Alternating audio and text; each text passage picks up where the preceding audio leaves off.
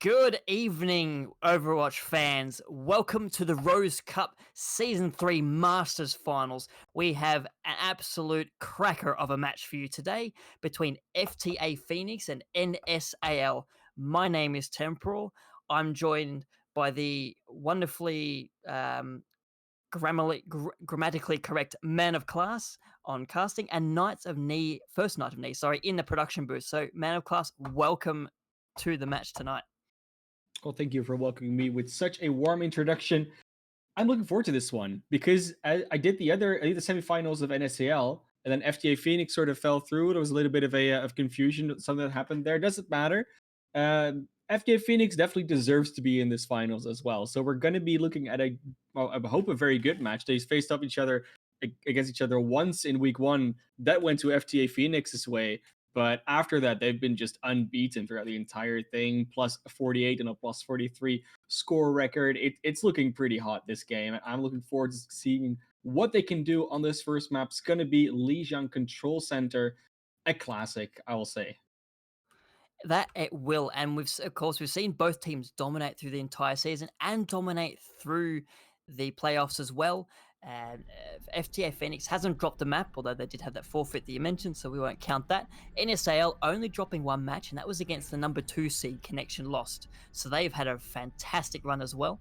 And see what both teams will choose to run here. Just to introduce them briefly, we have N.S.A.L on the left in the blue, depending on your color scheme you've got. We've got M2 Neat and Rick Thomas as their tanks, Stingy String, Bobface 898 on DPS, Kevin M. Kwan and Memes as support.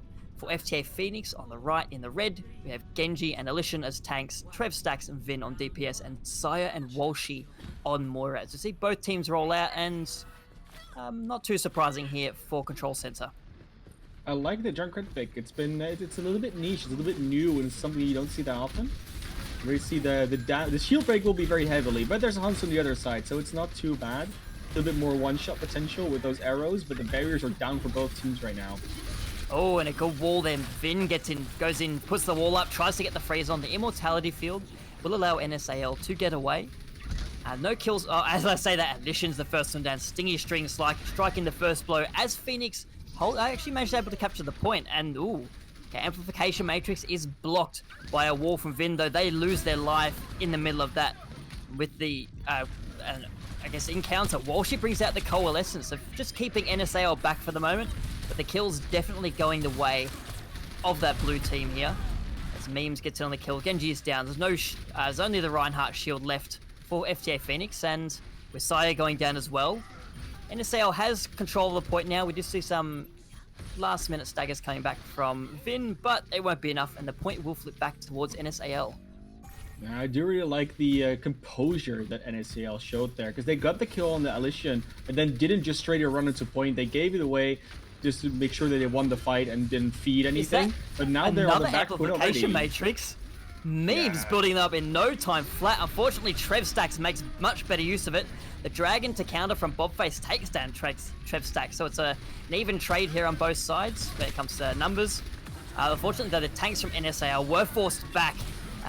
Rick Thomas with the Gravitic Flux coming back in, able to pick up Saya off the back of that. That's great work. Transcendence as well.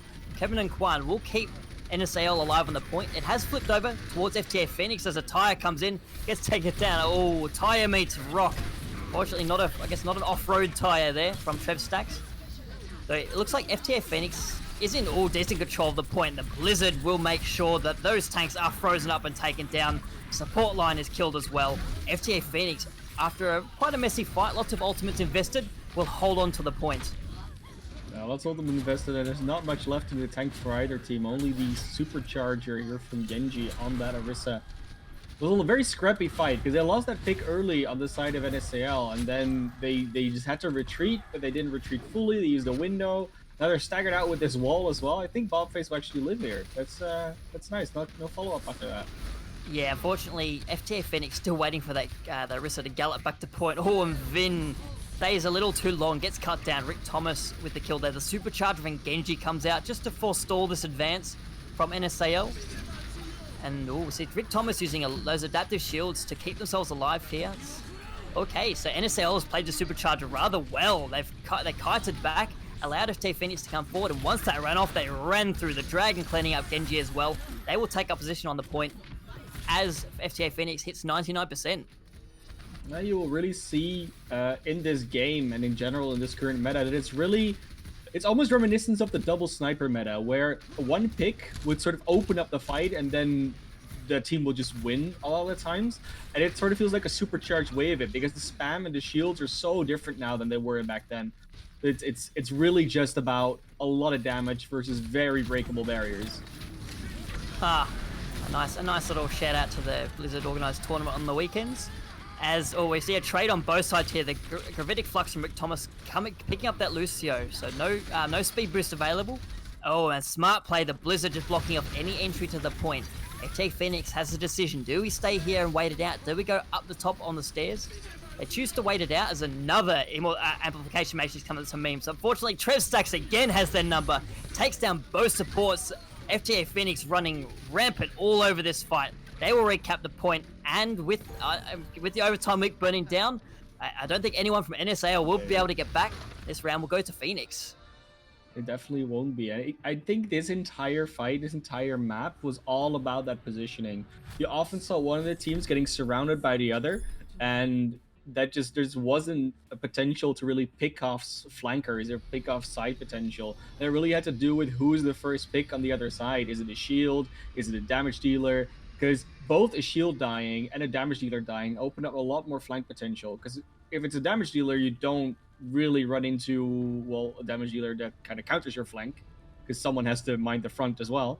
Or if it's a shield, then you don't have a shield potentially blocking your flank and your front line also putting up a lot more pressure, distracting them from it. And those were often the first picks. It was rarely a support, either one of the other four, which is obviously a majority, so it's not that weird, but it's interesting that it's working that way, right? Again, the pick potential and the general pick meta that you're looking at is just very interesting to watch. And we see Mirror on both teams, a great pick potential. Both the Zenyatta's out as well. It's nice to see that Omnic Monk back in the meta. Lots of damage being done, lots of just annoyance being done as well. There you go, the kills straight away going the side of N.S.A.L. They'll be able to take up a nice strong position on the point as it unlocks. So Bobface and Kevin McQuan making sure that none of the members of Phoenix can wrap around and disrupt their plans for now. Yeah, you can really see the DPS potential of the Zenyatta and the Baptiste, Kevin McQuan, and memes very much on the kill feed in that last fight, and they have been throughout the entire map already. Very much players to watch out for because they definitely are able to split their time between doing damage and healing a lot. Oh, that's a good whole creation combination. They're countered by Sire. They're popping out the Immortality field just around the corner as well. As you see, all the the Amplification Matrix already online for that Baptiste. N.S.A.L will counter with Kevin McQuan's using that Transcendence. They'll stay alive, they'll stay on the point. You see, M2 Neat is trying to make their way back on that Orisa. So without that major shield, even without that major shield from the Orisa, Bobface able to come up big, get the kill onto the Orisa of FTA Phoenix. The Trev Stacks winning the Hanzo off. We see a Transcendence on the point from Walshy is now, so the healing is all there for Phoenix, but the damage from N.S.A.L is overwhelming with the Immortality field out as well. They will follow up and get the kills and hold on to the point. You can really see how important that first point control is. Last time it did go over to FTA Phoenix, and they got a lot of ult percentage and a lot of point percentage out of that. Right now, it's going the other way. It's 65% already ticking up, and it's hard to get back into this, especially if the ult economy is still so much going for N.S.A.L. Oh, and Phoenix runs straight into the Gravitic Flux. Genji going down straight away. That's the Sigma, Genji on Sigma, not Genji. There's no Genji on the field. And both the tanks are down. There's been easy cleanup for N.S.A.L. And it's interesting to see how they swap up who's playing what tank, because Alishan was playing the Reinhardt before, and then it was Genji on the Orisa. And now they have Genji on the Sigma, so on the off-tank role, you'd say, and Alishan on the Orisa, which is now the main tank. So that maybe shines some light on what they prefer. Yeah, oh, Alishan unfortunately getting cut off and cut down. Memes with the kill there. And then N.S.A.L will easily balance us out here on Lijiang Tower, one apiece. Very nice 100-0 holds, and they look very much in control of the map. Like you said, a little bit more of a point structure to walk around, not as much flank potential as there is in Control Center. So felt a little bit more open in general when they fought out on the square, and not as much of a corridor spam as you had on that control center point. Also a little bit more open on this map, but potentially these teams will both go through the white room, which is still a spam corridor. Looking at their compositions, though, if they stick with this dive, that could not happen at all. They will happily fight more in the open, and if that happens, N.S.A.L has been, well, technically doing a little bit better in that department. Yep. They will have to watch out from the rockets from Vinno out in the open. We see the pharmacy coming up for FTA Phoenix here. This would be an interesting matchup. We see two wrecking balls just duking it out outside the point around that little rotunda. Oh, okay. He's using that grappling hook from both sides, but unfortunately, M2 Neat ends up being picked off by Sire with the help of three others from their team. Although Stingy String, so he gets straight in there, able to kill two on that Doomfist.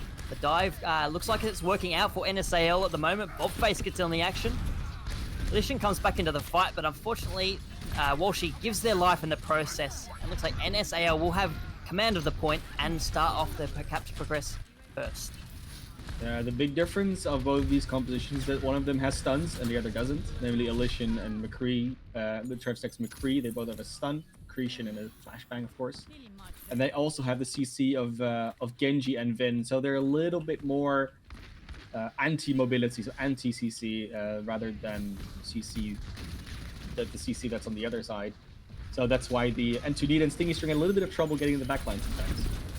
Yes, N.S.A.L wanted to go very deep with their defense here, but unfortunately Rick Thomas pays the price. Trapped in that house, cut off from their support. Kevin McQuan's Coalescence just mainly there to keep M2 Neat alive. Bobface in the backline as well, trying to duel Trevstacks. A great stun onto Stingy String. Oh, but Stingy String is able to get the counter onto Trevstacks after being stunned. The McCree not able to finish off the kill. Forces the Valkyrie out of Walshy as well. The resurrection is there. In the meantime, it's a brawl on the point as FTA Phoenix appears to have taken up position on the point. They've got the minefield out as well from Genji, so they've forced N.S.A.L back. As that minefield, I think, will wear off. The capture progress is going up, but M2 Neat comes in, gets a kill onto Sire. That Baptiste out of the fight, that's a lot of healing gone, particularly with the Mercy in the air, supporting that Pharah. Trevstacks picks up two, but it's not enough. Stingy String will have something to say about that. Memes getting in on the action as well. The point will just stay in control of N.S.A.L as they clean up Genji. Oh, and now we see the swaps coming out. Trevstacks, Vin, Elysian, they're all going to swap over to different heroes. Genji might as well. We'll see what happens.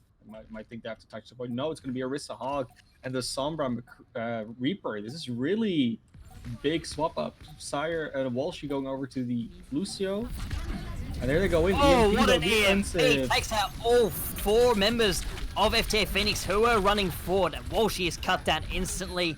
No sound barrier for you. You're going to save your team. Sire's cut down as well. There's no support here for Phoenix. N.S.A.L in firm control of this point. We see the dives come in, but it looks like it will be too little too late. The Coalescence, the Meteor Strike is there as well. Ooh, okay. Walshy is back, but is not going to make it onto the point. Overtime will burn down. And one day it will finish. N.S.A.L will take Lijiang Tower here.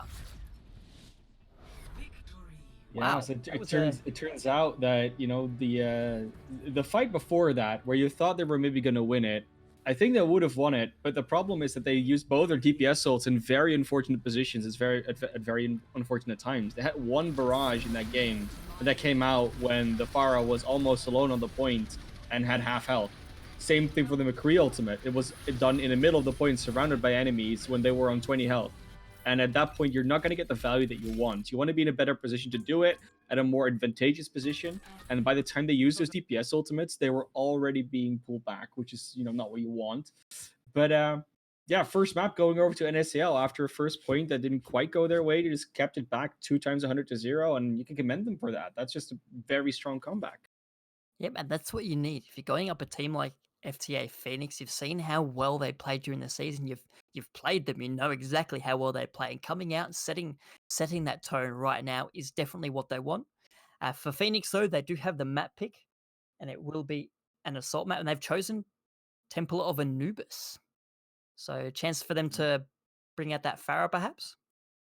Potentially. It wasn't looking bad. It's just they never really got a proper opportunity to do it. And playing against a dive composition rather than a more double shields clumped up composition, you get so much less value or just general splash value as Pharah, because normally when you hit one target or hit near one target, there's usually 4 other targets near it that you also hit. So you get a lot more ult charge. And then barrages almost charge as quickly as Pulse Bomb of the old days. You keep just throwing out the barrages, and that makes Pharah have it almost on a cooldown, which is a lot better and gets a lot more value, because then sometimes you can just throw it out and die if you want to.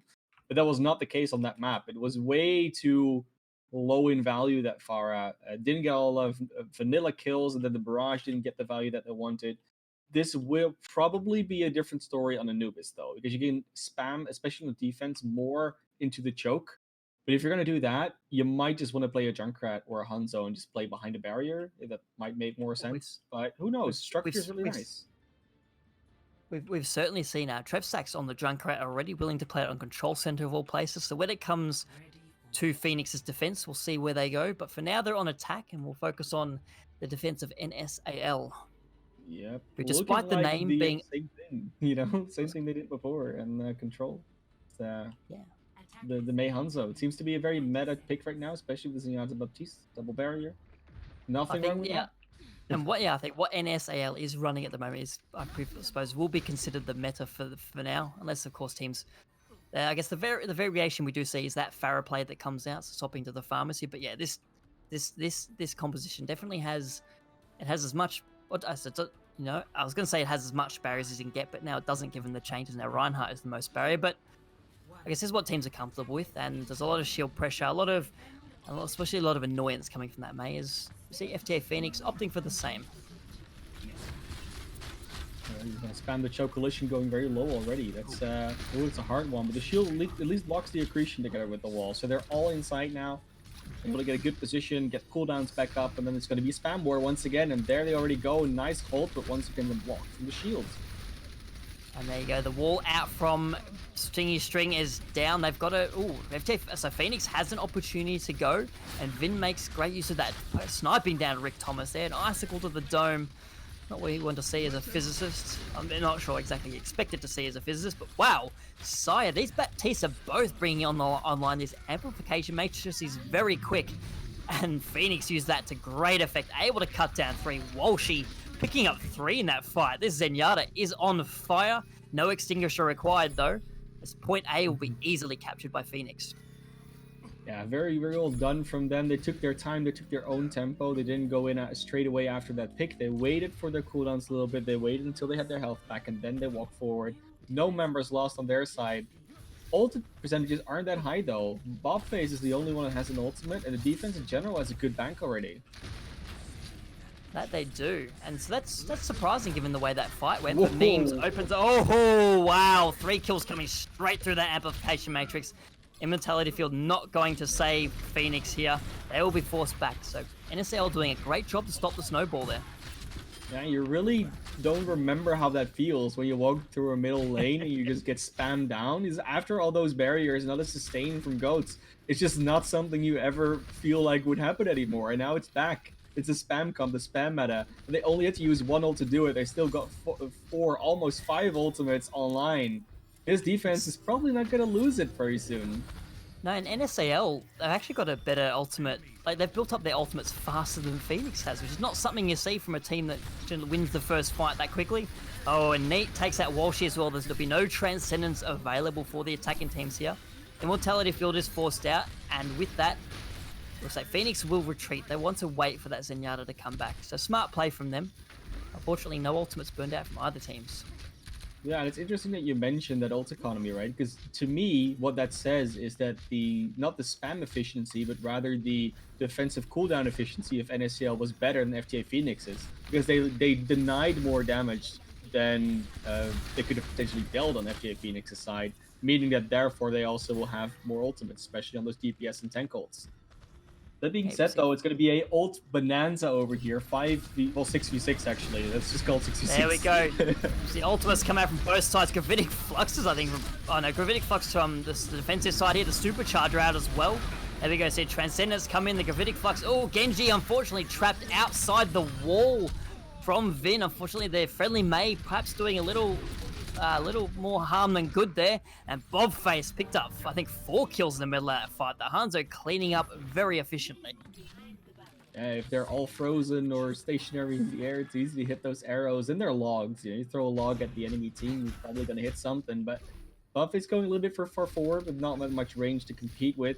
And now you can see the difference in what ultimates they did and didn't use. There's a Transcendence and a Dragon on the defensive side, and FTA Phoenix will have a Supercharger and the Mailed. There's both interesting ult combos. So Zenyatta doesn't get frozen or picked. This could be a very good fight for the defense, but otherwise they might be in trouble. Yep, as Alishan goes down to half, cut off from the healing briefly, but able to get back. And there's the Dragon straight down Main Street. Vin gets the Blizzard off, actually, in the middle of that Dragon. I didn't see where it went. Didn't see it get eaten, though. Got frozen my while mistake. the animation was happening. It was a very good freeze. That's great play by the defense there. Wow. Yeah, I mean, obviously, you know you're getting frozen, so it might just have been a little bit of misplay. Maybe Vin thought they could get it out in time. Just a timing issue, of course, but you know what? They lost it, so they're gonna have to farm it back up. But then again, they're gonna have 4 more ultimates to come into the next fight. Now they're actually in a position where they have a slight advantage over the defense, but then again, that window of means has proven so fruitful in the past that Sire is really gonna put one up that's gonna be better and sooner. Is Baptiste certainly not a meme? Given the team name, they've chosen to call themselves No Skill or Luck, but I have a feeling that's probably just to put their opponents off their game a little bit by lulling them into a false sense of security. They've shown they've definitely got plenty of skill, particularly here in this Masters division. Anyway, so we see the... Oh, okay, there you go. Meme's window comes out right there. The wall will block off any damage coming from the window, but the Transcendence from Kevin McQuan will keep the entire defensive team alive. They will, again, Bob Face and Kevin chewing through the attacking team. Phoenix sent back to spawn again with not so much time left in the bank anymore. Well, they're gonna have probably 2 more pushes realistically. Like, they end really quickly, but it takes a while to get back up and get back set up. So 2 good ones, and they don't really have that much to work with on either side. It's gonna be a little bit better. Both support ultimates and the Gravitic Flux on the attack. But N.S.A.L once again coming back up to the DPS ults, have the superchargers, so it's going to be an explosive fight once again. And I hope Walshy has the Transcendence button ready, because otherwise they might just get deleted. That they might. If we see the same rotation again coming from Phoenix, you know, it's the best approach, the most cover. The amplification matrix on the attacking side this time, though, the Dragon goes reverses through it. Doesn't actually manage to kill everyone. Trev stacks the Hanzo, proving the better in this fight. As the Supercharger is out from the defense, the Gravitic Flux won't quite deal with anyone there. The Blizzard well countered by Walshy there. The Transcendence does come out. They lose Alicia in the middle of that. Vin falls as well. The Immortality Field keeping the supports alive for now, but there's an Immortality Field on the side of N.S.A.L as well. It's proving to be a much better positioned one. And again, Phoenix will be cleaned up and only 30 seconds left. Yeah, you can really see how much extra damage you can do with that Implication Matrix. Normally in Transcendence, you kind of feel invulnerable. Alishan was in a Transcendence, had Fortify on, and still got deleted in like a second and a half with that Implication Matrix, because it does so much extra damage. It's double damage, don't forget, double damage. It's insane. And a superb coordination from the defending team here, just to take down Arisa first and deny that shield. So the changes from Phoenix come through, the changes to Fast Heroes, and again, Alishan is the first to fall, not even able to fortify out of that Gravitic Flux as Vin is finished off as well. And Genji going down, that's 2 Genjis in that fight on the same team, somehow falling. There's another Dragon down Main Street. That's just in concert with the celebratory Transcendence, a brilliant hold from N.S.A.L here on point 2. They will restrict Phoenix to only 1 point and no percentage. Yeah, and we'll see if Phoenix is able to do better on their defense and just hold them entirely, because it's possible to hold on point A. We've seen it in the past. Question is whether they'll be able to do it, of course, but seeing their composition and seeing how defense works on this map right now, if you cannot deal with incoming spam, so if you cannot path correctly and use your defensive abilities correctly, it can be so hard to push through this choke in this new spam meta where barriers, I mean, they exist, but they're more... I mean, they're just... I mean, they exist. I think that's the main thing you can do. They're so breakable right now. They're so fragile that any decent spam comp will just make them not exist. And when you see like Junkrat and Hanzo picks in the defense, especially if you have both of them at the same time, it's so hard to get through that because they're also very mobile. They can jump around the map, be behind you and above you, wherever they really want to be. Trevstex is going to go into that Hanzo, which is obviously what you want to do in this meta. But it's gonna be hard for them to hold point 8 anyways. It's about the rotation, what you do when they get through that choke.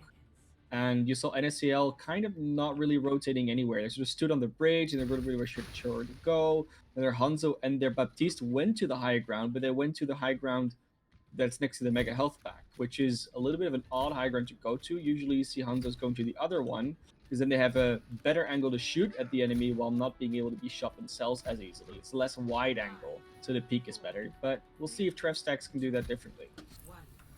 And of course, when it comes to defensive rotations, we might see how we're going to have to see how well they do against a very fast dive composition. N.S.A.L bringing out something you don't see too often at the moment, maybe making a bit of a comeback, seeing it a little more often these days. Yeah. Or they're just It scouting. worked for them on Horizon, but it was a little bit of a different comp there and a little bit of a different situation as well. Because then you run it at the same time. Oh, the dive is Oh, it's coordinated, but very no good. one The was really biotic hit. grenade all onto Vin as well. That May going very low, but able to get away with their lives. And the immortality field forced out on point as the Sigma is hacked as well. So memes going down. Okay, Stinger strings as well. So this attack, while working well to reposition the defending team, losing those members and seeing your Ana is trapped here, trying to fend off, trying to fend off the May gets to sleep. Walshy though coming up with a kill here. Oh, so other way around. So Bobface actually picking up two. So that was a weird fight. The Sombra coming up quite well. Oh, getting killed though. So what looked like a good fight for the defending team here is going back and forward, kills on both teams, but with the attacking spawn so close, Genji going down as well. So it was a rather weird fight. Took about a minute to get going, but in the end, N.S.A.L coming through with the attacking capture on point A.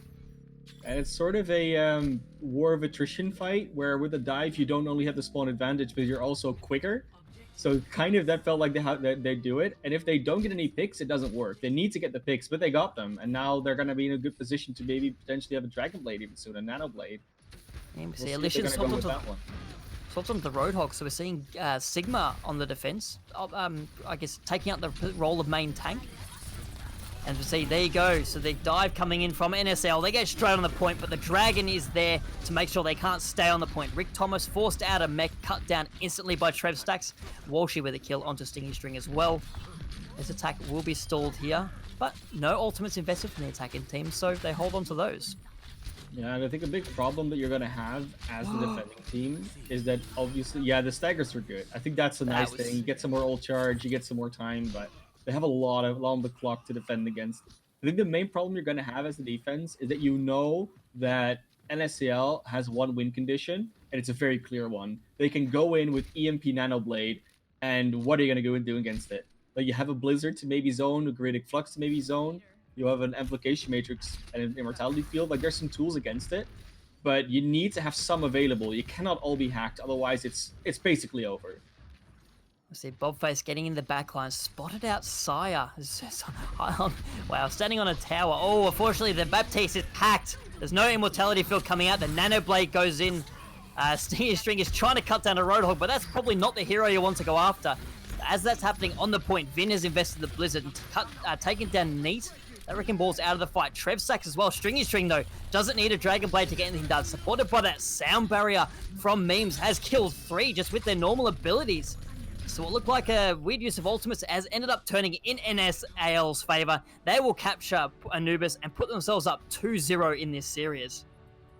I mean, it started off really well for N.S.A.L there. They hacked and killed the Baptiste straight away, which is the one target they really needed to get, because that's the main culprit. If throwing down Immortality Field, Dragon Blade gets nothing or gets doesn't get enough value.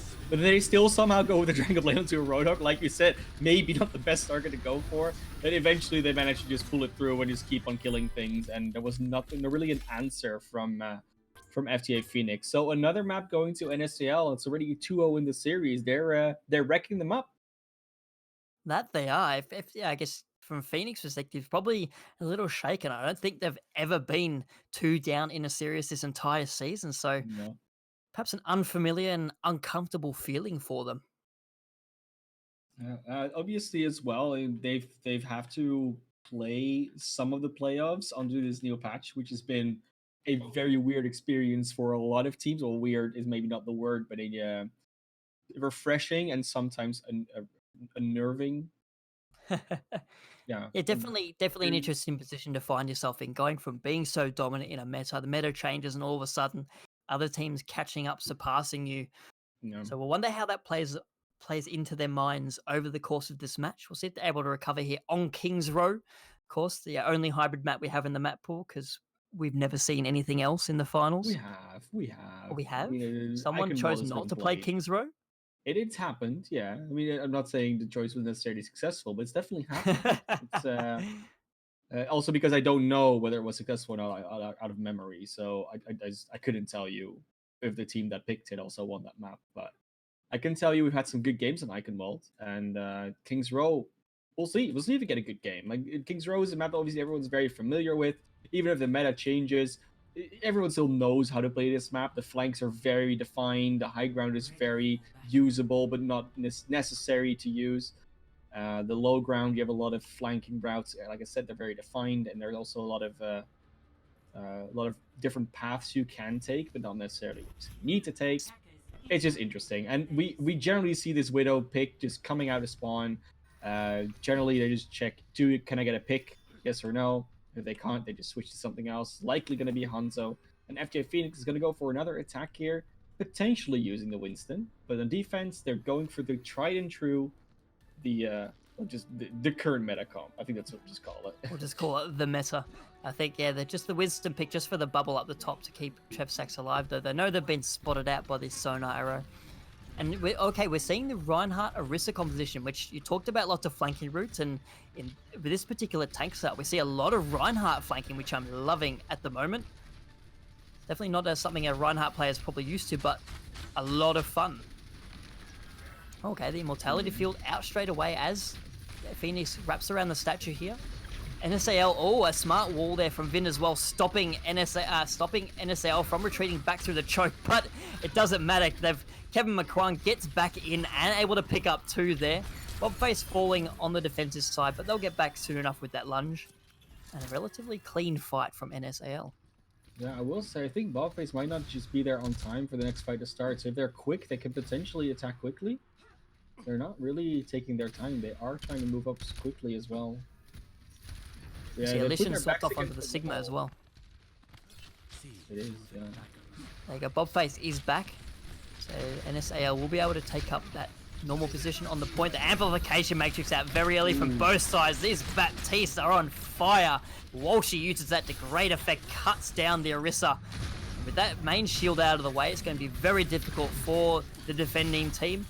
As yes, we see Phoenix taking up position on the point now. Kevin McQuan out of the fight. That's a lot of damage taken down. Bobface in the backline, throwing in those storm arrows, but Trev Sachs having none of that. Putting a log through the face of the counter Hanzo, and the point will be captured by Phoenix.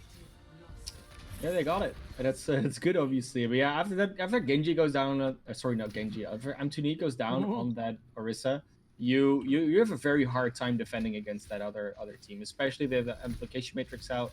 Like, you might have it out yourself, but if you don't get an immediate counter pick or 2, you're going to be in a rough position. Exactly what happened. They just got cleaned up afterwards. And now this fight's going to ensue around the second corner already. It's quite far forward, which is a nice thing for the attackers. And what a dragon. Yes, comes through, forces out the Transcendence from Kevin McQuan though, so the defending team will be able to survive that. Oh, Neat going down. The Blizzard is there to counter it, though only a Lichen... Oh, sorry, both the tanks frozen. So off the back of that, the defense might actually stabilize. Yeah, it looks like there will. Vin going down as well. Able to escape the Blizzard, but not able to escape the Baptiste. And a great stabilization here from N.S.A.L. Yeah, they're going deep as well to change that last kill onto Sire. But a very nice start for FGA Phoenix because they forced out both Transcendence and the Immortality Field. So I think, okay, the defensive cooldowns are essentially gone. But the Blizzard was very nice to counter it. And Walshy didn't quite have the Transcendence just yet. Otherwise, they might have lived, but it was very close. It maybe could have gone the other way if they had the Transcendence, but it was a nice counter. They'll have it coming to the next fight, though, and we'll see if they use it to counter this. Oh, no, the Gravitic Flux comes out from the attacking team. The Dragon's there as well. There's the Transcendence. Walshy keeping everyone alive through that Dragon.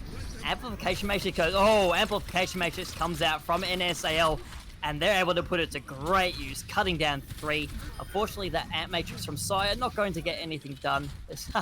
Walshy gets cut down on the high ground as well. May definitely finding them. And again, Phoenix forced back to spawn, forced to regroup and replan. And it's really, you can see how well they're coordinating it because both the amplification matrix and the pools are coordinated so nicely, and now you have the defensive supercharger as well. Weird sideways wall there from Vin. Just giving Phoenix something to okay, so wow, kiting out the supercharger. Smart play from the attacking team here. So see, they'll choose to come in now. They've got ultimates of their own. They've got 2 tank ultimates. They've got the Blizzard as well. The Immortality Field makes sure they can approach. Immortality Field to counter on the defense, though. It's taken down, and it will force N.S.A.L to retreat. The supercharger's out, but I'm not sure it's going to reach around that corner. Perhaps a little bit wasted, unless you were trying to force a defense back. There's the Gravitic Flux. Rick Thomas goes down in the middle of it, and the Transcendence from Kevin, not enough to keep them alive. The Dragon comes through as well. There's no Transcendence left. That will eat through 3. Phoenix on the warpath here. They're going to storm through this second point. Yeah, I think they lost quite a bit of time on that second point though, so they're gonna have 3.5 minutes for C, which is plenty, but it's also very holdable still, so we'll see where they go. And they use a lot of ultimates in that one as well. They're gonna have to fight against a little bit of an ult economy on the defense, and they already lost Finn, so that's not gonna be a good fight anytime soon. That's okay. The close form will be there. But it is, I guess, it is building up time for that Dragon from Bobface to come online as well. Although Walshy has almost has the Transcendence. That will probably be there to counter it. The Ant Matrix comes out now from Sire. And again, N.S.A.L doing a great job of just falling back. Actually, both teams doing great jobs of falling back from the damage boosting ults. The whole accretion combination almost comes off. Bobface gets a kill there onto Vin. And the Blizzard on the cart will finish off Alishan. Looks like Phoenix will be forced back. Immortality, Sire's Immortality Field, not enough to keep them alive. You've got to be standing in the field to stay alive, mate. I really like how far they chase them for these kills. That's just the best. It's just, it's one of those moves that if you're confident and if you're coordinated, you can pull that off because you got to move as a wave. A team can all go forward and backwards together, and if you can pull that off properly, that's the dream. And it's just the Transcendence here for the attacking team.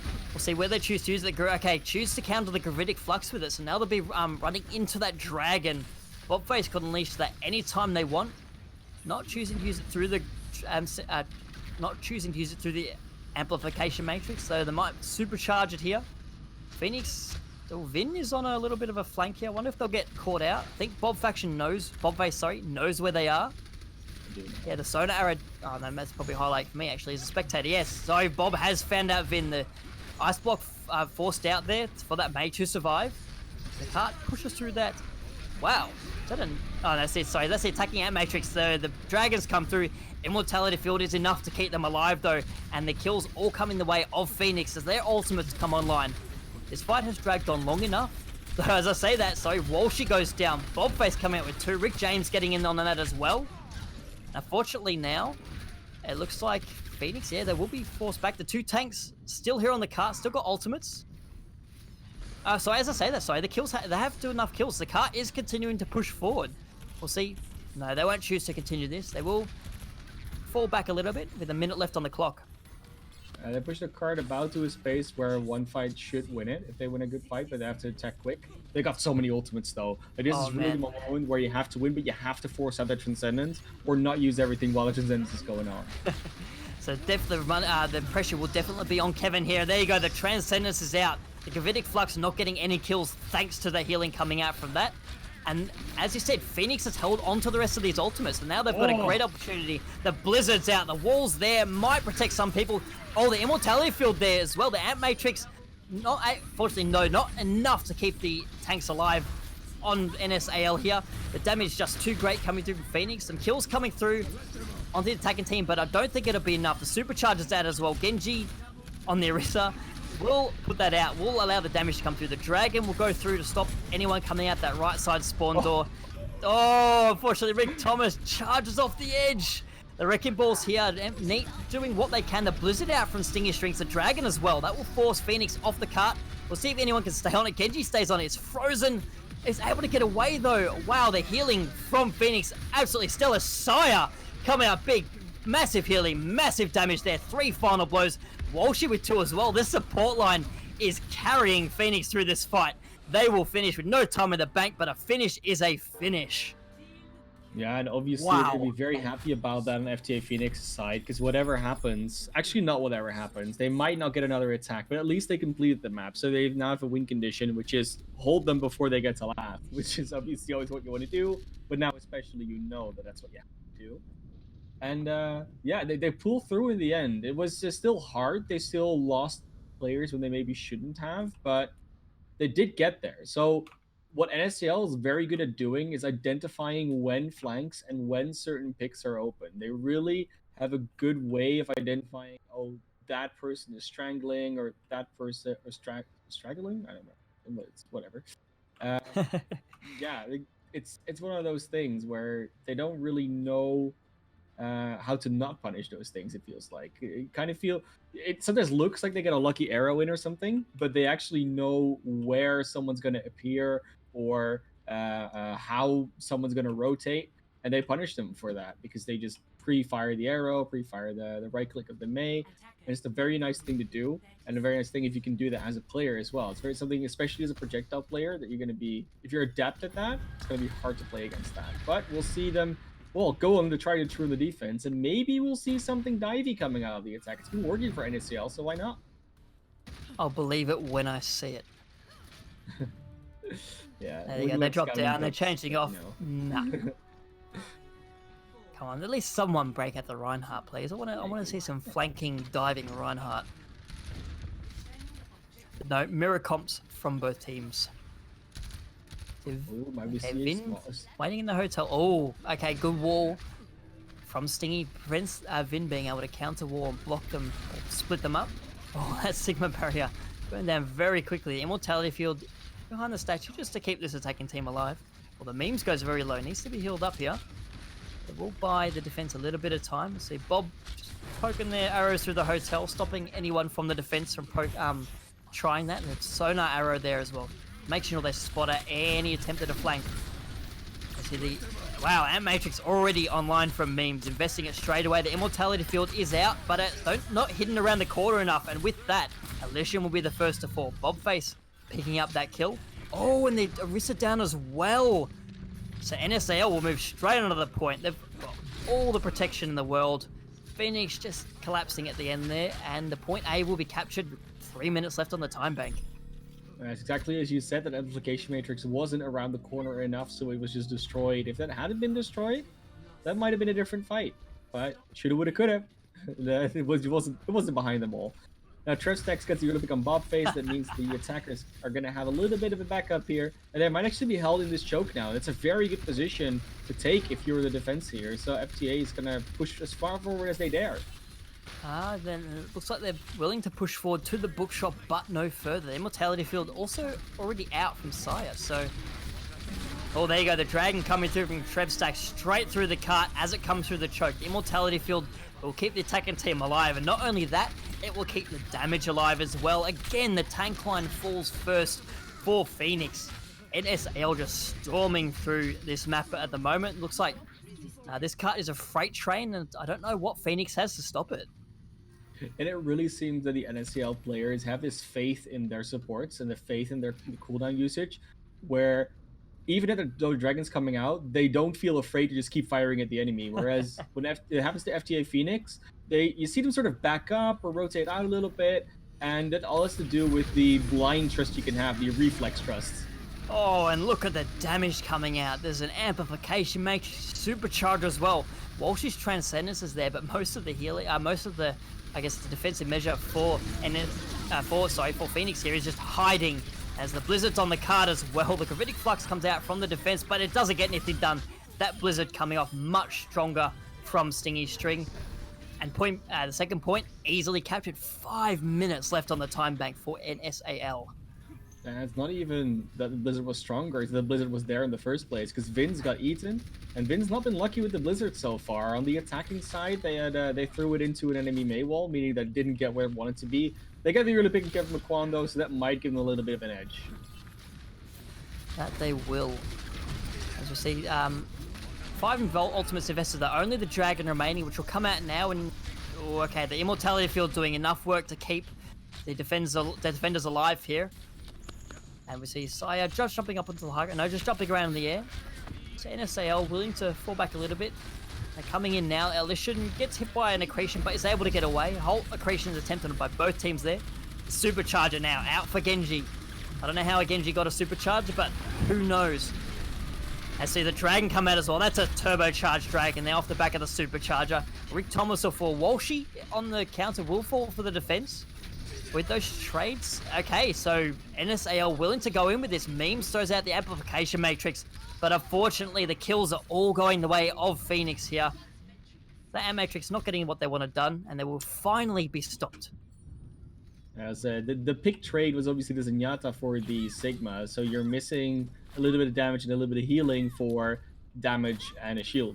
And shields are still rather important when you play this double barrier spam meta, so that really didn't help. And then the amplification matrix, if you walk through it, they can't shoot you through it. So that is exactly how they solved that one. And so we see N.S.A.L pushing forward. No ultimates to speak of.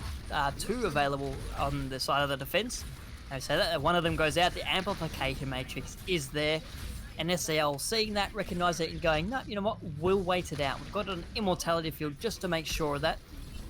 Now the amp matrix is gone. They will fall in, come in. The gravitic flux comes out from the attacking team.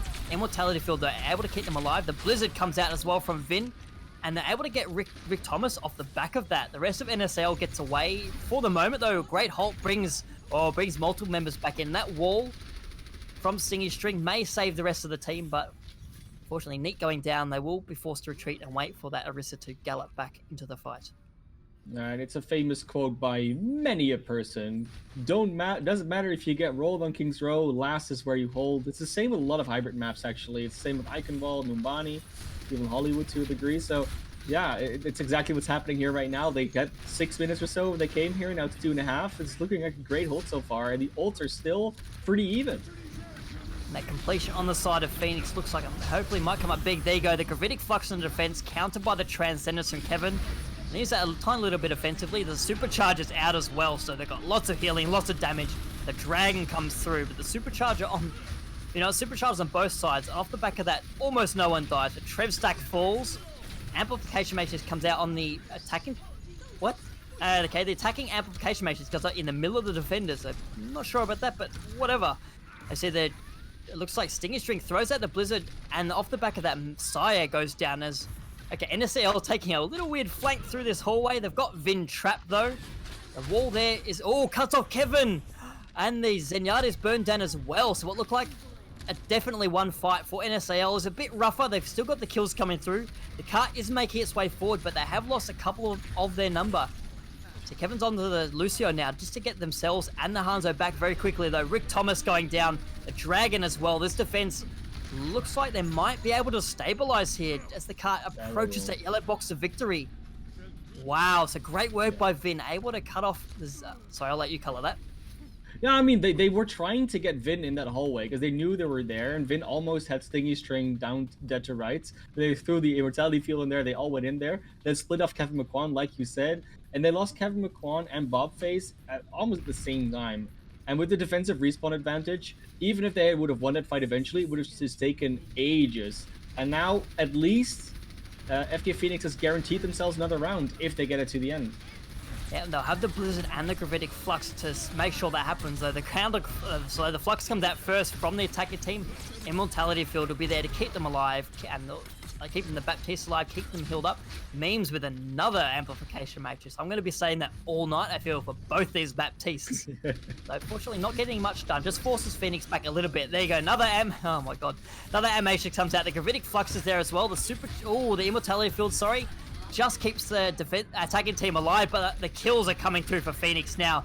There's 20 seconds left on the clock. It looks like they will stabilize, and they are in a great position to win out King's Row here and get a point on the board. 10 seconds left. The ultimates are definitely in their favor as well. This is looking like a great defense that started out so rough. Is now their Stingy String will probably not be long for this world completely down. And they're going to try and get there. Ticking though. Look at that. They're running into a Dragon, a Supercharger, a Blizzard. There's a wall as well. No one is even getting close to the car. Overtime will burn down. FTA Phoenix finally taking a map. N.S.A.L 2, Phoenix 1. They really need to do that because otherwise, when it's a 3-0 down, you need to do that reverse sweep in the first of 4 series. That is, that's a very hard mental boom for you there. So good that they caught it back here. This is one of those moments where no application matrix is here. So you see that the immortality field. I'm not sure whether it came out too late or whether it was actually blocked by the wall in that situation because it looked like it should have been activated, but I think the wall might have blocked it or it came out too late because that 3K still came through. And with the wall and the immortality field, they would have probably lived through that fight and then got another one going. But in general, the defensive cooldown usage and in general, the cooldown usage of N.S.A.L has seemed a little bit cleaner than FTA Phoenix's, which is why they're leading in the series. But FTA Phoenix has managed to win out some more unorthodox situations, so to speak. So they're more adaptable in chaos. And that's a very nice thing to have. And especially if you're going to go to more open maps and maps where flanks are more consistent and maybe different compositions might work better. You could see FTA coming back to this series. That being said, though, we're going to go to a halftime break here, Temporal. Yep, and we'll see if Phoenix can keep up this momentum they built up here on Kings Row. And we're back in 5 minutes' time.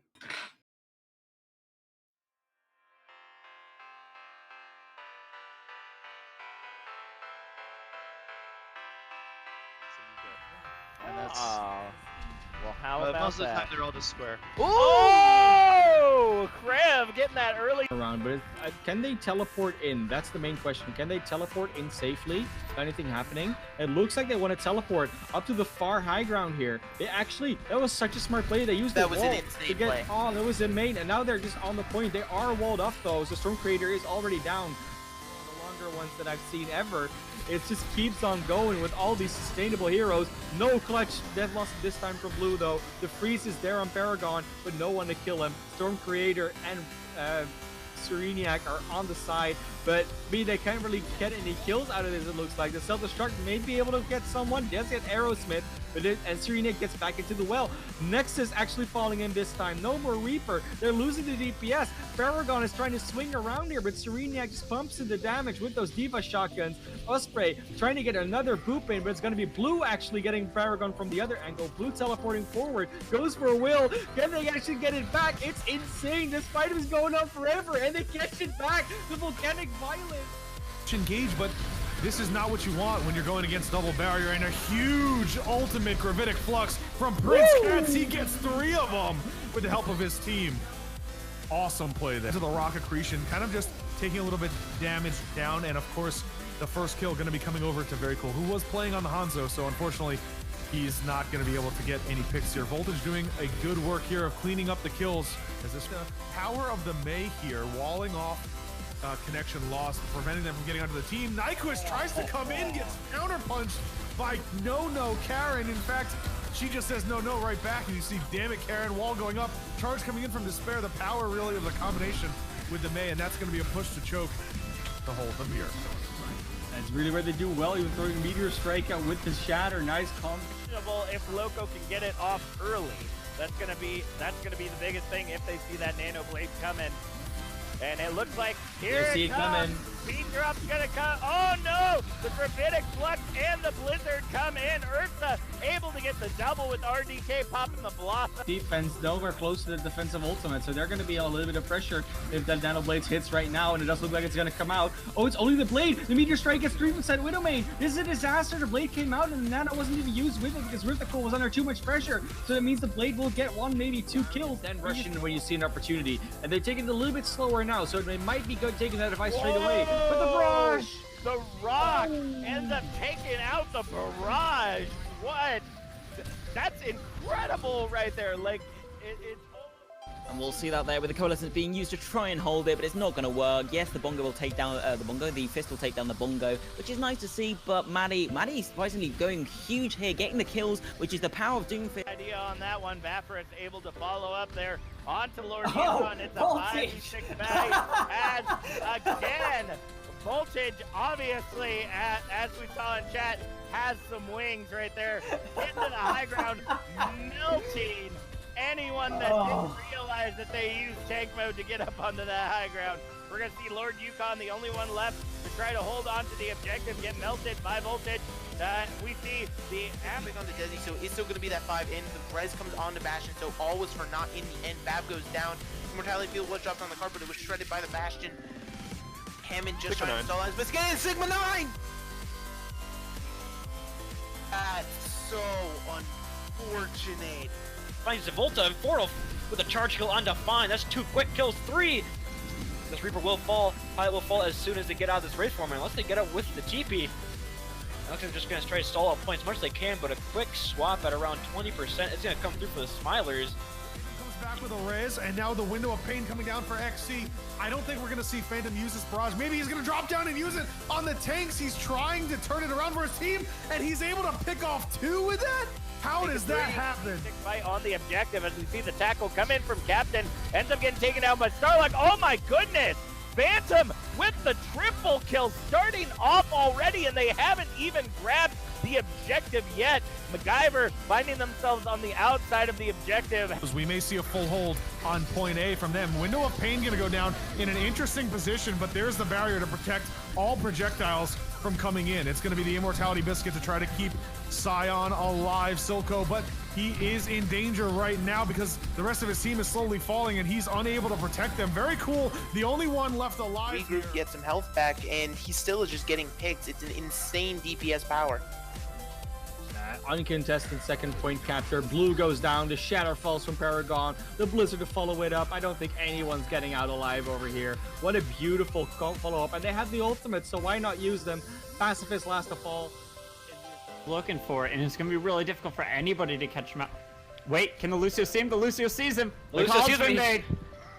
He's stuck in there. The nano charge. Oh, takes down the Reinhardt. Ranter with the nano boost on the Fortal. Oh, but Fortal with the double fire strike off the nano boost. Gets revenge on Joe Biden, takes him down. The Immortality Field for Jacques does not last any longer. And Wooby, huge barrage, takes down 3. And we make it the 4th. There goes the 4th, and it's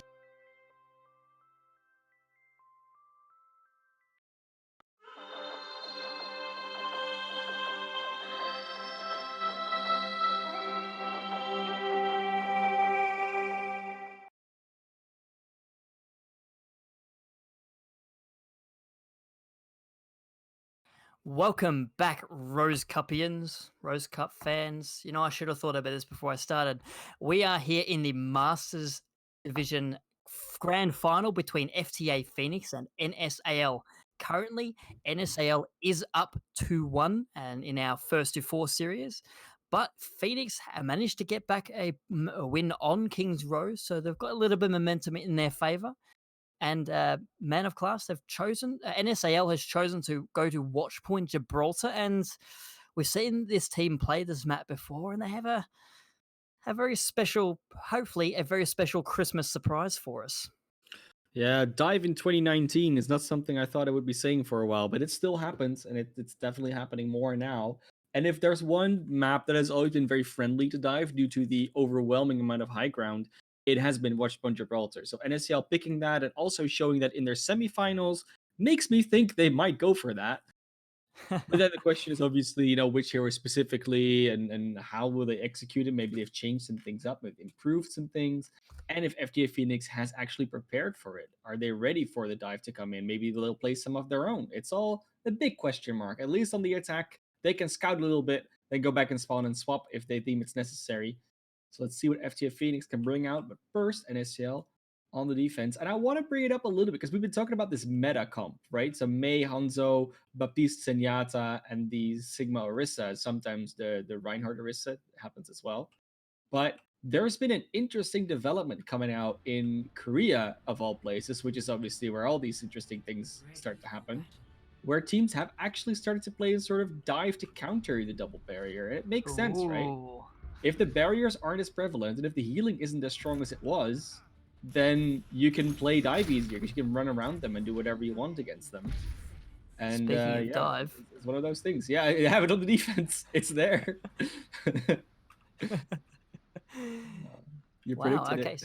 Well, we predicted it. We did it together. You know, we're geniuses, so you know. I would like to credit Man of Class for that. He was the one that told me about before we started the match, or before we started the map. So it was a good segue. And now I'm giving away all the, makes it. We looked really good, and I've just explained the joke, and I've just ruined the magic. In any case, Phoenix with an interesting composition of their own. I think we didn't quite see this on Defense on Anubis, but a pulled pork composition. The Roadhog Orisa coming out with his Sombra as well. Wow, there's the N.S.A.L. Dive doing what Dive does, diving straight onto Phoenix as they come out of spawn. There's the cart has been traveling down the hill, but the cleanup will come through. N.S.A.L. doing a great job at the start here.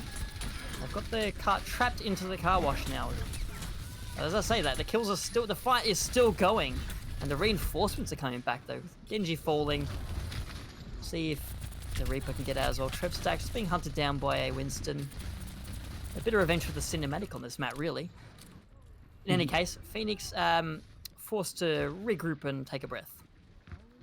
No, Phoenix. It's interesting, right? Because they're now they're balling up, which is a little bit better. Because as soon as you spread out, the dive will have free pickings, and with their respawn advantage from now on and their quicker mobility, the pick game is real. Oh, there you go. The EMP from Bobface is huge, and Memes of all players picks up the final blows on the Lucio there. So that's great work from that defensive Sombra, building up the EMP very fast, over 50% ahead of the attacking Sombra. Vim, they lose Kevin in the middle of that, but with the fade ability, I think that Moira will be back rather quickly. They might have a slight window to which the defense has to give them a little bit more space. Bobface has been going very deep with the Sombra, consistently telling everyone where they're going, giving a lot of information, which is obviously very nice to do if you're invisible. But yeah, I don't know. It's not looking great so far on the attack. They're trying to get these picks. They're getting the cart further, but it's still hard. Look at that. The backline completely split up. What a hack! Yeah, Saya was hacked out there, and Bobface just assassinating Lucio there. You turn off the music, and yeah, unfortunately the DJ is easy pickings. There we go. We see Rick Thomas breaking out the Primal Rage, tries to go in deep, but forced to retreat with the sheer damage coming out, particularly from Walshy's Coalescence. Stingy String dies in the middle of that as well. The Roadhog coming up very well for the attacking team. The Minefield will make it a little more difficult though, as the cart had. So you know what? A lot of cart progression surprisingly for Phoenix. Yeah, they've just been pushing it in the middle of these somewhat losing fights. As I say that, Phoenix, there you go, picking up the kills. This cart pushing forward, and in the end, point A will be captured. No, sorry, I said that, and Almost there. So close. You can't pile drive when you're hacked, neat. There you go. The point is capped. So what looked like a dominant fight for the defense ends up going in Phoenix's favor. Yeah, they spend too much time chasing without results. And especially Genji was able to sustain so much damage. And the problem was that they kind of made the own mistake that FTA Phoenix was making before, where they themselves spread out. And Dive can spread out to dodge attacks, but not spread out to get kills. Because if they go after different targets, their damage doesn't add up to high enough numbers. So now they're switching back over to the Baptiste and the Orisa Sigma here. It's a big change. But ooh, Kevin McCall already down. Yeah, unfortunately caught out in that ship. Trevstack's in the backline with that Death Blossom available. Oh, wow. Oh my god, the EMP comes through. I think that stripped away the sound barriers. It did strip away the sound barrier. And the Death Blossom comes through. And well, Phoenix, they're unstoppable here through the hangar phase on Gibraltar. Stinging String goes down. Wow. They're going to have 4 minutes left in the time back. Oh, and the tanks are staggered.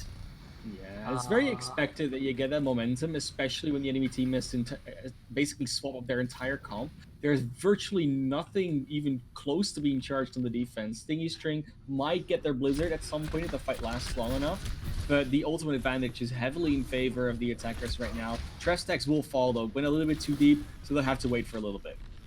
Yep, that's okay. And we see some swaps coming through as well. Bobface off the Sombra onto the Bobface, onto the Hanzo. And they've all been spotted out by the Zenyatta in the back line there. A little unfortunate, yeah. Again, that'll waste a little more time off the clock. Well, I say that. They're willing to continue the fight. Rick Thomas hooked in, cut down. Amplification makes you sad just to stop them though. Trevstack trying to get in the back line, forced you to the Ray form to get away. Good target focus there from N.S.A.L. Spotting out that Reaper and denying any assassination attempts there. Oh, there you go. The Blizzard's thrown in. I'm wondering if that was affected by the halt there. Just directly on the cart. The wall there. Oh, Alishan going down there. Great freeze, great wall. Memes coming out with a final blow there. Throws out the immortality field as well. And this is a great fight for N.S.A.L. They will finally stop Phoenix's momentum here at the last corner on point C. Yeah, 2 minutes 45 left. They can still make it, but it's a similar situation we saw in Kings Row. It's going to be very hard to push in once this momentum's been broken. And they will have a sound barrier in a coalescence. They're close to an EMP, which could shut down a lot of the defense. So maybe they can get it here, but this Dragon was good. Yeah, very good. No support ultimates burned on the side of the attacking team though, so doing well. Phoenix doing well, spreading out, and now they've got those support ultimates available. The coalescence comes through. Kevin hacked in the backline, but Vin not able to finish off that fight though. As I say that, the 2 kills going, both supports now down for the defense. Arissa down as well. Stingy string may try and get away, but no, not quite. The wall not enough to protect the May, and with the defenders dying on the cart. Rick Thomas will get hacked. No gravitic flux for that. We'll just see the stall heroes coming out now. Still 2 minutes left in the time bank. The EMP comes out. Wow. That is an easy finish for Phoenix in the end there.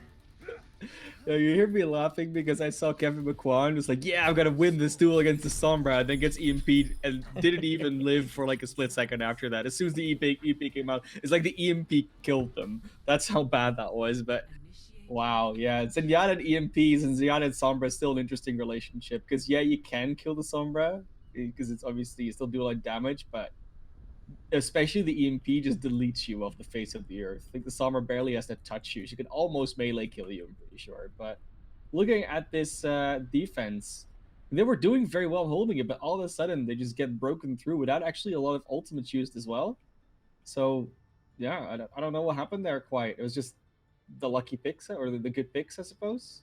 It's but the Sombra usage was nice. I think the Sombra usage really turned it around. It was a little bit different touch than what they had before, and especially for point A, that was a very important EMP fight to have. It was indeed, and I like the composition they ran out with and what they end up sticking on as well. Definitely, I feel like they definitely planned that. You know, seeing the dive come out, go, you know what, we're going to play something that makes it a bit harder for you to dive, particularly with that Roadhog available. You've got the hook. Someone dives in, they get just out of position. You're going to get hooked. You're going to get melted down. So I think Phoenix has done their homework here, and it's showing. They took out Kings Row, and they're in a good position now to even out this series 2-2. High health, sustain with saves. That's what the name of the game is on the defense right now. Roadhog has the heal. Genji, obviously, on the Orisa will have the Fortify and the Shield and just general health and damage deterrent. Finn will have a Translocator and a Hack. Reaper will have the Wraith Form, the Shadow Step, and a lot of damage on close range targets. It all adds up. And even Lucio and Moira are very hard to catch at times. So we do see the change of composition and attack. They're going to go for the meta comp, as we've called it. Yes, and Kevin dueling at Vin, actually getting the better of that fight, forcing the translocation away by the Sombra. The Vin sitting on top has picked out memes as the hack target. No jumping for that Baptiste, so they can jump a little bit, just not, super high. Though in the process, Genji is the one that killed the tank going down. Bobface also picking off Vin with a great headshot. And now we see the defense stuck in this car wash here. They've got no Orisa there to support them, no shields at all available. And Bobface with another kill there finally gets cut down, but it won't be enough. His attack will push through the car wash. Very clean fight for them in the end. Yeah, but getting those kills, if you can now group as 6, you will likely have a little bit of a better defense. They can't push straight away through. They will be able to make it back in time with at least 4 or 5 heroes. So it will be a nice defensive attempt here. They are out. We see stacked walls there. Yeah. I don't know what that is quite doing. No one's on the high ground. But in case Thomas gets the first kill, the May comes out, dies straight away. The amplification matrix, of course, only available on the attacking side, so I'm not going to have to say that, another amp matrix very often. Off the back of that, that Trev Stack's trying to get in there, trying to get a kill onto the support line of N.S.A.L, but they're able to survive it, and then now Phoenix has taken up position on the cart, so they've got their full 6 back. Trev Stack's on top again, almost to the death boss in there, but the dragon will split up. Oh, and Alishan absorbed. Stingy Strings Blizzard there, so no Blizzard for the attacking team. The Transcendence is forced out now as Phoenix goes very aggressively. So no real kills on either side here, just ultimates being expended just to keep teams alive or being nullified. And looks like N.S.A.L will fall back a slight bit here. Cart control firmly in Phoenix's favor. There's the Death Blossom over the top, picks up 2. Great work from Trev Sachs there. Bobface goes down as well. And finally, Phoenix will stabilize here, and only 1:30 left on the clock. Oh, Kevin. Well. Love it. Oh, you poor Zenyatta. Yeah, I would say poor Zenyatta. You can finally play Zenyatta again. You're gonna be happy about that. A little bit of a stagger is not the biggest worry. But 1:20, it's two good pushes, and Stingy Strings Blizzard was eaten. They got another amplification matrix though. Next fight, next amplification matrix, which is how that works nowadays. But it's a good defense. They're really able to use their rotation and mobility correctly, and it's nice that they're able to do that. Because it didn't look that easy on the other maps, but now that they're playing this comp that maybe slightly works better in their comfort zone, they look very practiced on this map in particular. That they do. You see, yeah, they've both the tank ultimates available. Trev Stacks going down at the start of the fight, getting a Reaper getting picked off by Orisa. Not exactly how you want to start a fight, but there, Amplification Matrix comes out and attack. The Gravitic Flux on defense finishes off Kevin McQuan then. Ooh, Means forced to fall back as well. Very low health. Not able to provide as much healing as they wanted. The Gravitic Flux on the attacking side comes out. Alition finish off the back of that. Rick Thomas absorbing Vin's Blizzard. Both Sigmas very hungry for snow today. I guess it's appropriate given it's winter in the Northern Hemisphere. The accretion as well onto Sire. Rick Thomas, this fight, stamping the name all over this fight. Looks like N.S.A.L will be able to push this cut. Point A will be captured, keeping themselves in this map for the moment as well. She is cut down. And I think it's mathematically actually impossible to get a faster time than FTA Phoenix did now, but we'll see. Yeah, they can only get. No, they don't. No, I think it's virtually impossible. Even if there's not even a smidge of a hold, it's going to be very hard to do. But there's obviously going to be hold because or at least they attempt because they have quite a little bit of space before that card gets to be. Yeah, and even if they finish with no time, it's escort. Both teams get the additional minute regardless of how much time is left. They go Stingy String, gets this Blizzard out this time. Thankfully not throwing it into that kinetic grasp from Alition. It will force Phoenix back a little bit. The Coalescence getting half a kill, I'll count that as. The Immortality Field going down. The Dragons from Bobface cutting through the defense. They're trying to hide behind that ship, but the Dragons, no respect for physics, really. Able to pass through solid matter. The no one dies off the back of that. Now Phoenix will re-engage with that sound barrier in tow. Supercharger, though, for N.S.A.L, proving the stronger force at the moment. 2 kills coming out of that. The Orisa going down leaves just Alition as the only barrier left for the defense. Supercharger still there. The Gravitic Flux out as well. I'm not sure whether you quite needed that. Alition got killed before he even got lifted in the air. But you know what? They're going to finish point B here. Relatively uncontested through Hangar. Trev Stacks buying 2 seconds. And N.S.A.L in a good position to maybe at least finish the map.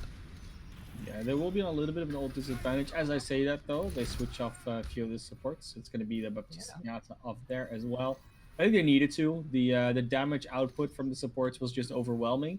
In that fight, though, it was mostly up to Stingy String. Was in the back as that Mei, killed both Trev Stacks, and then was very annoying to Walshy and Genji. And if you have to, half the team has to turn around to deal with one hero, the enemy team is generally going to be winning.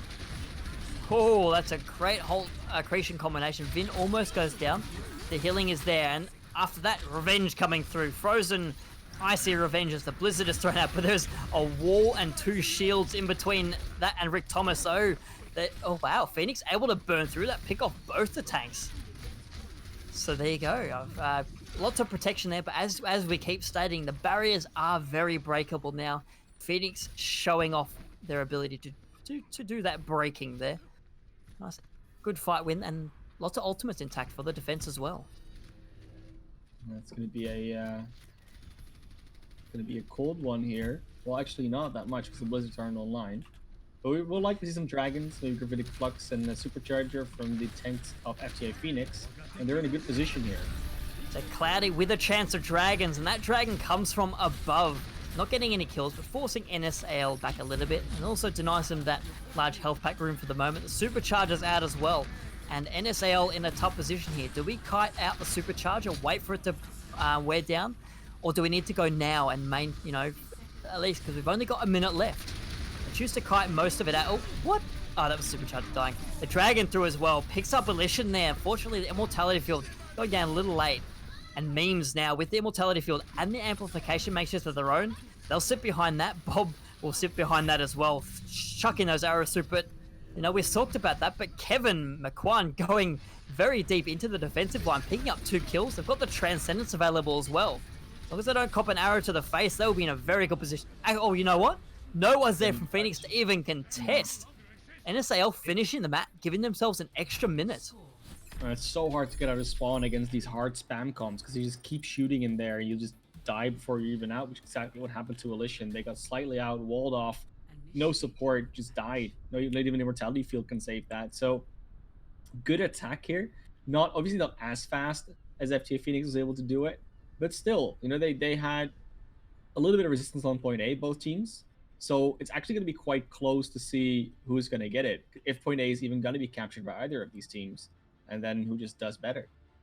And I feel, even though it is quite close, that extra minute from FTA Phoenix will make it a bit easier on their own attack to build up their ultimate abilities. You can reasonably charge an ultimate in about 2 minutes.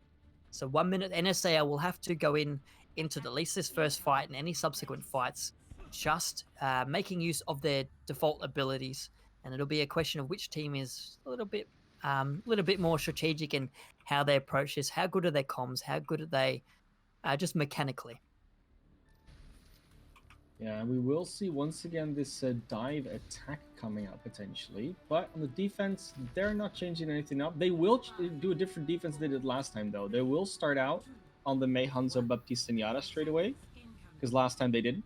But now there's going to be a dive on the other side. So now they're not prepared for the thing they were prepared for last time, which didn't come out on the attack. So the loops are being thrown with this strategy. And they're choosing to hold in Car Wash. They're going for an all-or-nothing defense here. See the attacking team break through this, it'll be very difficult for Phoenix to get any kind of hold on point A. And well, there you go. N.S.A.L has seen what Phoenix is choosing to run and bringing out the pharmacy. Yeah. It's a smart play here. Power is a classic counter to this because you can just spam down upon them. They don't really have an angle to shoot at you, but they're already backing up. They realize that the Pharah is there. They realize they need to back up. And they have Stacks trying to get into Stingy's face, but unfortunately Bobface is there to back up that Pharah. Great teamwork from the DPS here. Oh, the rockets go inside almost. Oh, was that a concussion blast? I think that knocked the defense out of the immortality field. So smart work from the pharmacy there. Dingy Strings doing a great job just raining down rockets. Bobface as well, getting in the action. Kevin McQuan of all people picks up Walshy. Bob getting Genji down. And this defense looks like it's going to fall apart here on point A. Unless something amazing comes through from Trestack's here. No, they'll get cut down. It'll be at point A caps. Really great coordinator play from N.S.A.L. And Genji's now on the Wrecking Ball. Probably wanted to swap off Walshy, Vin. They're all switched to different heroes now. They're a little bit thrown for a loop here, and they seem to just not really know what they want to do against it. But we'll see where they go with. I mean, maybe they just want to have the Nano Blade as a guaranteed fight win option. Maybe it's against the Pharah, against the Hanzo to just jump on them. I don't know. I can't read their minds. I'm looking forward to seeing Vin take a Nano Blade into the air, touching the ground. As we say, that Trev stacks will picks up Bobface. That's really good. That's the long range arrows out of play. Memes is able to get the resurrection and no punishing coming through. Stingy String able to remain alive through that. Oh, Genji gets slept, stunned, halter pulled in, cut down. The Wrecking Ball is out of the fight. Both Sigmas trying to absorb each other with the kinetic grasp. I'm not really sure. But the kills are coming through for the side of N.S.A.L. The barrage over the top as well. Trev trades out with Trev stacks. But the kill's definitely going the way of the attacking team here. The Gravitic Flux is there on the cart. Oh, it takes him off the cart. It happened. Wow. Wow. Kevin McQuan wasn't close enough. They got thrown so far above the cart that it goes out of the contest range. And then, yeah, you just the overtime just ticks down because it was too long. It's one of those things that you can see if it's fair, you can see if it's unfair, but it's one of those things that it just happens nowadays. And if you're not able to counter that Gravitic Flux, if you don't have anyone nearby that can get out of the range and then get back into the range in time, you will just lose the cart control and your attack will stop there. So, yeah. So right now we're going to look at FTA Phoenix if they can get the card this far in the time allotted. I think they had enough time to get to point A with this, and point B, they just steamed through that. So technically, if they just repeat what they did last time, they can get this. But they might be going for a different attack comp, depending on what they see on the defense. And defense is not going to start out with a dive comp like they did last time. They're going to go back to this Mei Hanzo composition, which they've been doing well on. It's not something I am against, but we'll see what they turn up with and what if they can actually hold it. Because the attackers, I don't think they're gonna run out with this. They're gonna swap up a little bit. I was gonna say, Phoenix, I believe in you. You can do it, but no. Back onto the meta. Well, the Well, winner, mirror I comps in believe both teams. At least we'll see a lot of Amp Matrix. I expect to come out at the moment. The Immortality Field invested straight away. N.S.A.L holding very close here. It's smart play from them. They'll get 2 contests on point A, even if they lose this first fight. And Kevin going down though. That'll make it very difficult for them. Transcendence not really going to be an option here, unless that Zenyatta can get back very quickly. As we see, Memes though is already up to 90% onto the Amp Matrix. If they can get, the freeze coming through from Vin. Forces lots of the cooldowns out from the defending team. And Vin just getting in there, walling them off, freezing, and the Amp Matrix does come out. Rick Thomas able to get a kill though. Both Sigmas traded out.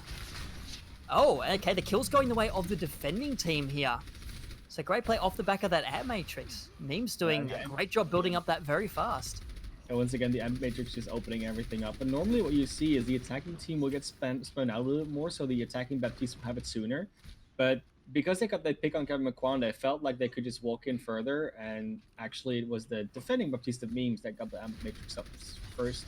Now they're going to have to fight into an Amp Matrix though at the defense, and that's going to be a hard one because they go against it. And a Dragon as well. The Matrix is out. We'll see if the Dragon through it. They're going to... looks like they're going to save it. So N.S.A.L kiting back from the Matrix. Yeah, smart play from them, but they've bunched themselves up into a corner. You know what's in that corner? Dragons be here. Trev Stacks picking up 2 off the back of that. That defense was just...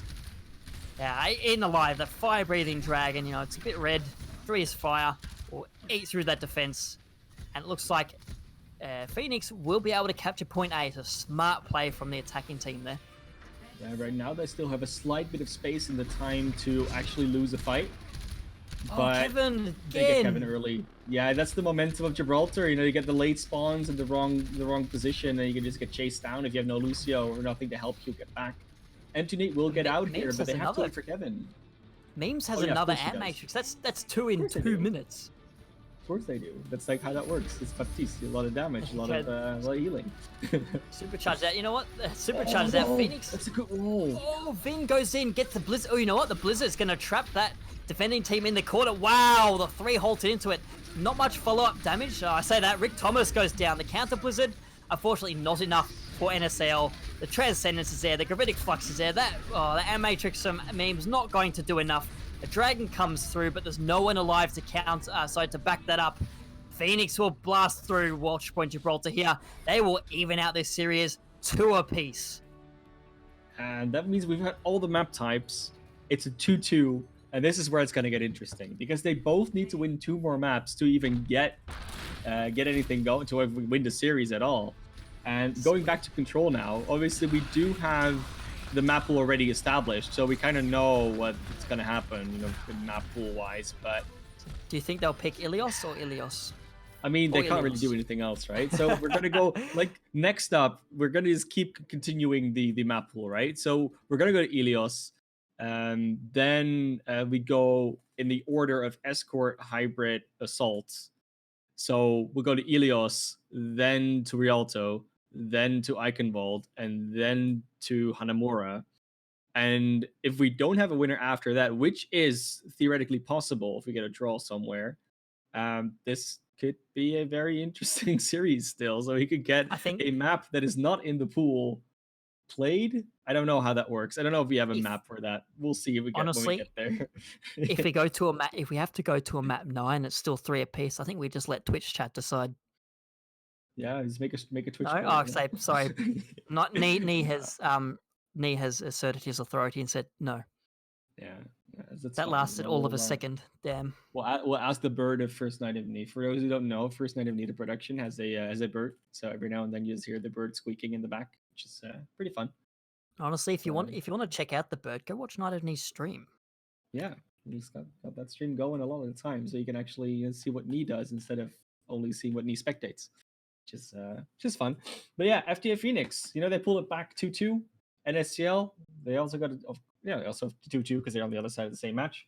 And going to Ilios, I don't really know what to expect anymore. Like, Ilios is one of those maps where dive has worked decently well. It's the same in a similar sort of way that it has worked on maps like Lijiang and Oasis a lot of the time.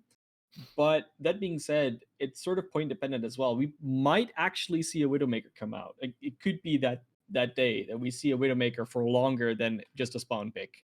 And that would be exciting if we get to Ruins. But it could also be that we just don't get to Ruins ever and it just doesn't happen. I don't know. We're just waiting for that one where Ilios, we either get maybe a Widow or we get Boops in a well potentially. Like, either of those maps will 100% be played because you always get to 2 points. So let's see what we're going to go up with when these teams get into the lobby. That being said, though, it wasn't looking that close to the first 2 maps, and Phoenix has just been clawing it back slowly but surely, and they look pretty confident when they play that map there on Gibraltar. So they've got momentum now, but can they pull it through?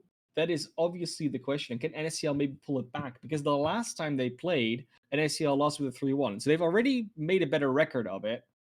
And now they got to see whether they can win even more maps, maybe even win the series. Because that was week 1. It was a completely different meta, a completely different time to be alive as well. So I don't know. It's up there. N.S.A.L's shown that they can do it, but we've seen a little bit of coordination slacking from them, and FTA Phoenix has been pulling up the coordination cord a little bit. So maybe it was just a warm up. There's so many factors that go into this. Yeah, we could definitely we'll definitely find out after this match. Yeah, whether if the momentum stays in Phoenix's favor, I'd be willing to definitely lean into that whole warm up. Phoenix, just giving themselves a bit of time. They know it's a first to 4. They've got a couple of maps that they're willing to let them go just to warm up, knowing they've got time to come back. Drop my pen.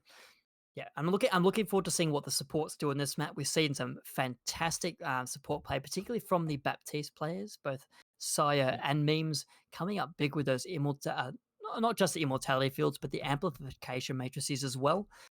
Bringing them out very fast. I'm looking forward. I think Saya was also playing Lucio a little bit earlier as well. So, they're good at dishing out the healing, bringing that ability online. Maybe they boot gods as well. I'll be definitely, if we, like I said, if we go to Well, if we go to Lighthouse, some great opportunities for that. Even Ruins to a degree. If teams choose to play around the side of the map with the big health pack. It doesn't happen as much. It's not like the most open boop opportunity as it is, especially on Well and to a degree on Lighthouse. But we could see it. I will. So it's interesting you pick up the support duel in a way, because I feel like the immortality fields of N.S.A.L haven't been as clean as they were on the earlier maps. I felt like they didn't really know where to place them and where to fight on Gibraltar sometimes. So they were really in the open and could be easily destroyed. Doesn't mean FTA Phoenix always did it, but they still could have been. So I would like to see them play around the immortality field a little bit better than they were before, at least place it in a little bit of a better spot. And I mean, if they could do that, they can get back to that amplification matrix and the immortality field rotation that they had going on before. Because I feel like the rotation was kind of broken on Gibraltar a lot of the time. And that's so important in this meta. So that cooldown management, it's even tighter than it was in the previous meta before the barriers were changed. And it sort of carried through in this one. So we'll see if they can maybe get that back, because it felt a little bit sloppy up there. It did.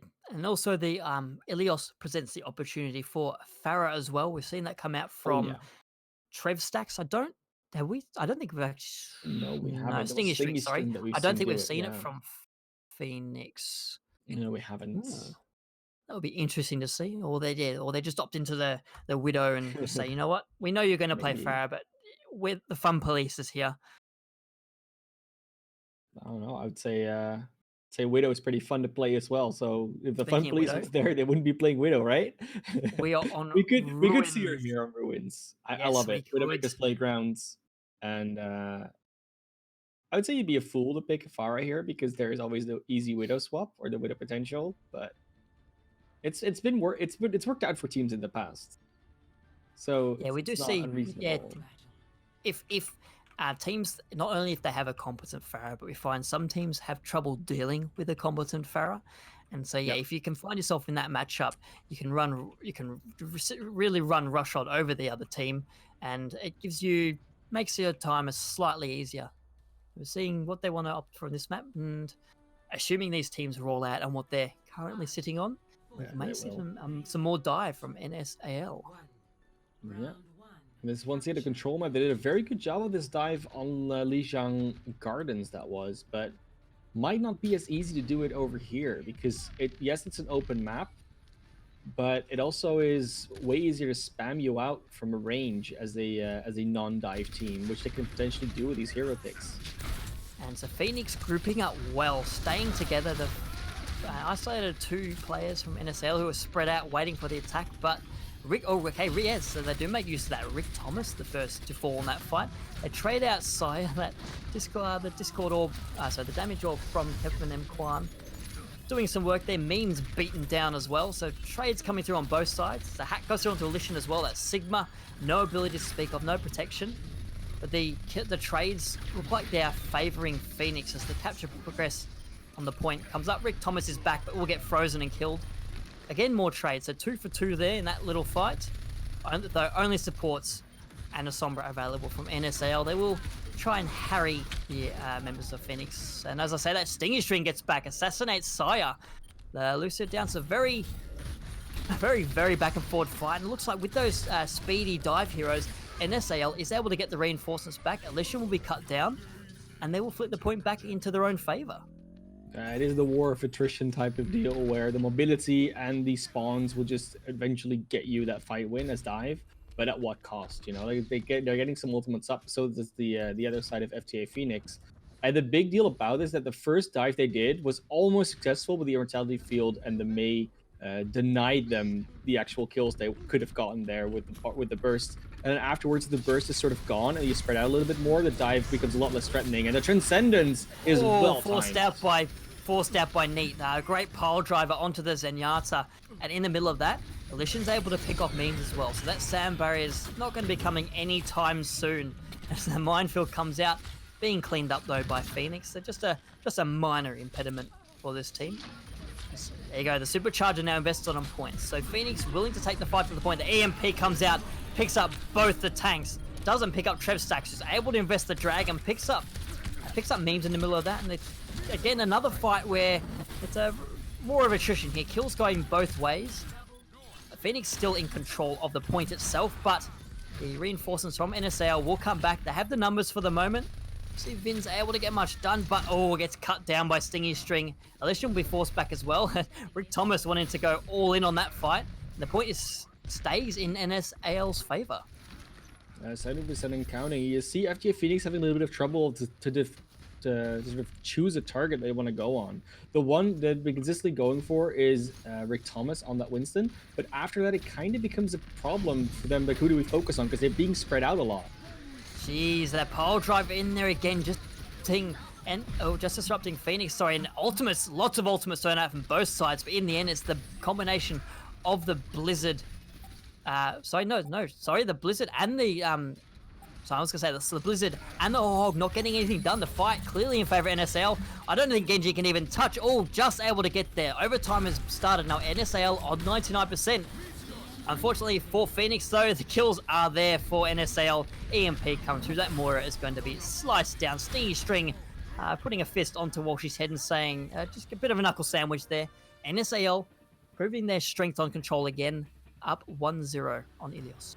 And I will say that this is the point where dive will usually work the best.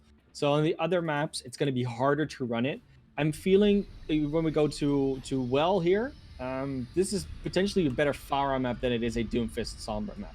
Because it's harder to get into that position because you need to cover this entire well, and if you use your cooldowns too early, you might be pushed back into it by the other team.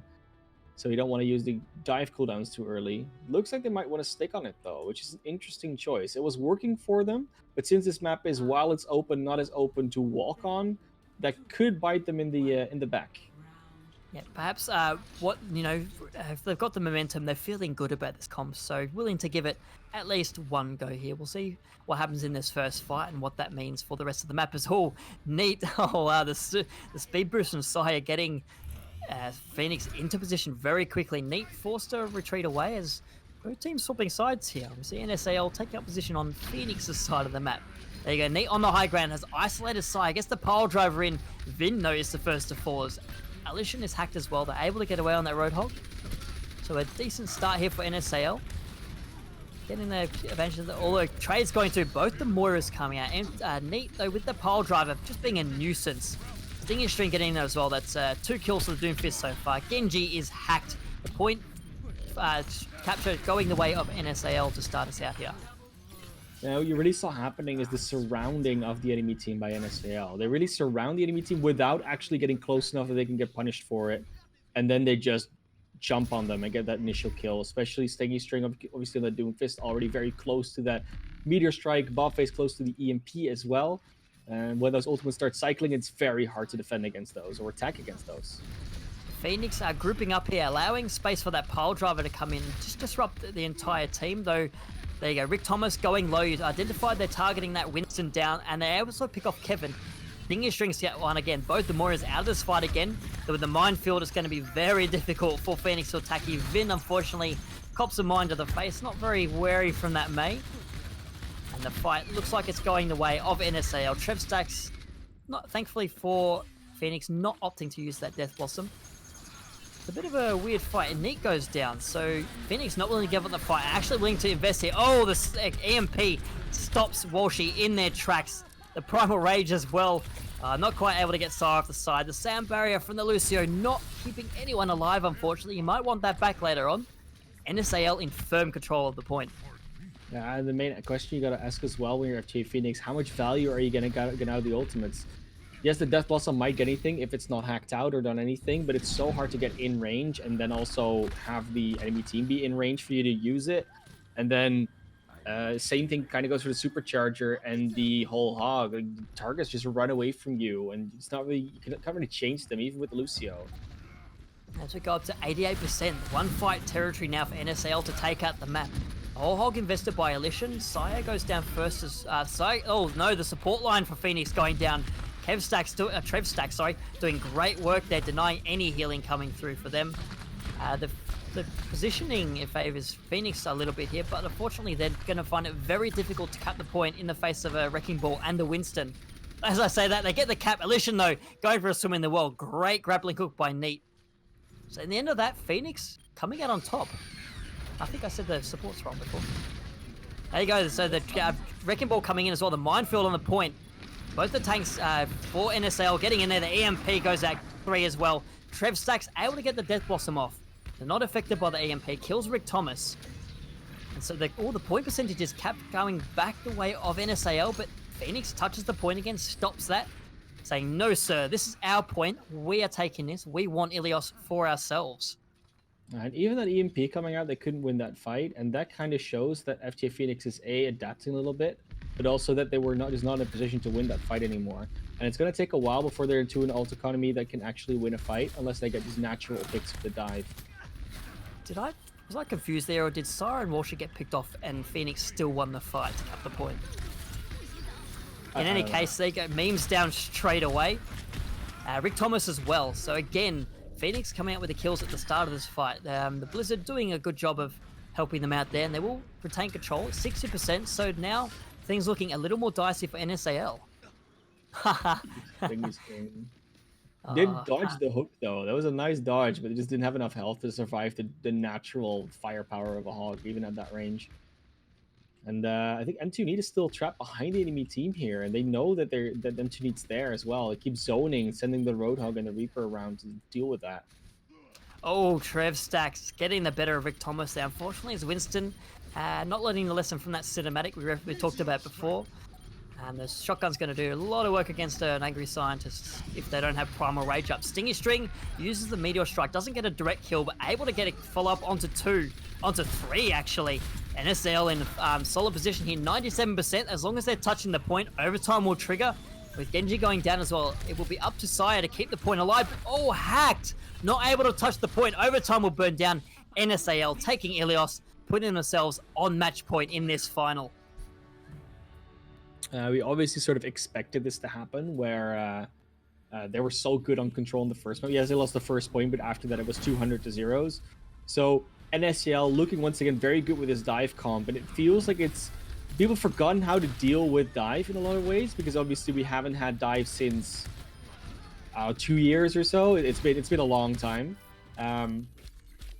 And the principles still apply. If you dive in together and you get enough of the burst damage out, nothing can defend against it. The Immortality Field is sometimes even hard to pull out in time. So the Blizzard that they used in the fight before really cemented that spacing, but because it was used there and didn't actually do much more than a little bit of zoning, it couldn't be used in the fight after that. And then the full dive can just come in for free because there's nothing to stop them from doing it. And it worked out in their favor. So N.S.A.L really recognizing their win conditions properly. FTA Phoenix maybe a little bit too happy in the ult trigger here and there, but they had a valiant effort. It was very close on well, could have maybe gone their way. And when we go to Rialto now, yes, you can play dive here, but I think you're going to go back to the spam comps a little bit, to the breakable barrier meta comps. Yeah, then I agree with that. Dive very strong on control, so. But the question will be, does N.S.A.L feel confident enough that, you know what, it's working for us? We saw it work in Ilios. And we're doing a good job of, as I think, as you mentioned, Neat was just sitting behind them on that Wrecking Ball and forcing Phoenix to split themselves up just to deal with the Wrecking Ball. So maybe they might opt to actually, maybe on attack they might start with that, but on defense, I definitely agree that they will likely go the double shield, as we do see them rolling out strictly meta from N.S.A.L for the moment. Yeah, that's likely going to happen on the attack as well, but obviously they have a little bit of an opportunity to scout. And if you can scout, you can change based on what the defense is running. It has been interesting to see Sire and Walshy not go for the Zenyatta and the Baptiste sometimes. And that has a lot to do with the way the enemy attacks against them. So the way they have to maneuver around them.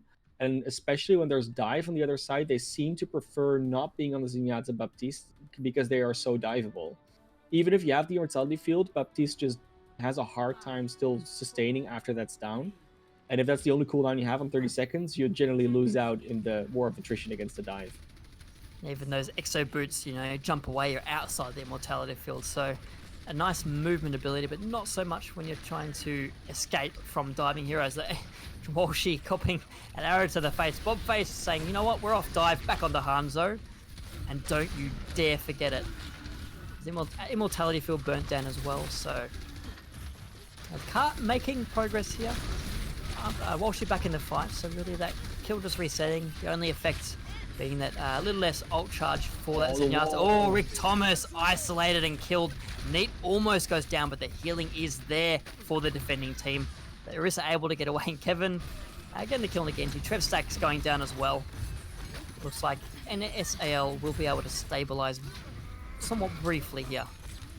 Throughout the fight, I was watching two things: health bars and ult charge for the Baptistes, and it was the health bars went a lot lower for the side of the defense. Oh, Walshy coming in with two hot picks here from spawn, or I don't know where they were actually. Yeah, from spawn basically. So that's a good start. Now they can pull on through. But yeah, because the health bars on N.S.A.L side went much lower and were all healed up by the Baptiste and the Zenyatta, they both had their ultimates already. And Sire has it now, but Walshy doesn't have it yet. And that kind of shows how that progressed. I say Walshy doesn't have it yet, but that percentage is building up very, very fast. The Blizzard coming and Sting String building up that very fast as well.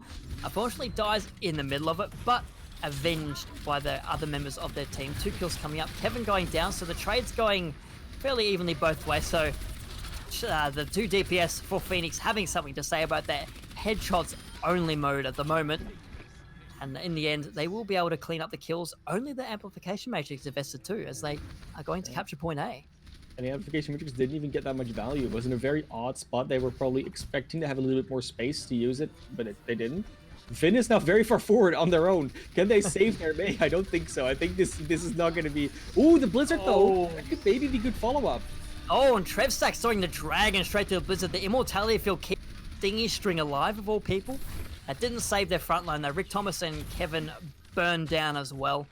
So, interesting play by Vin, but well backed up by the rest of Phoenix.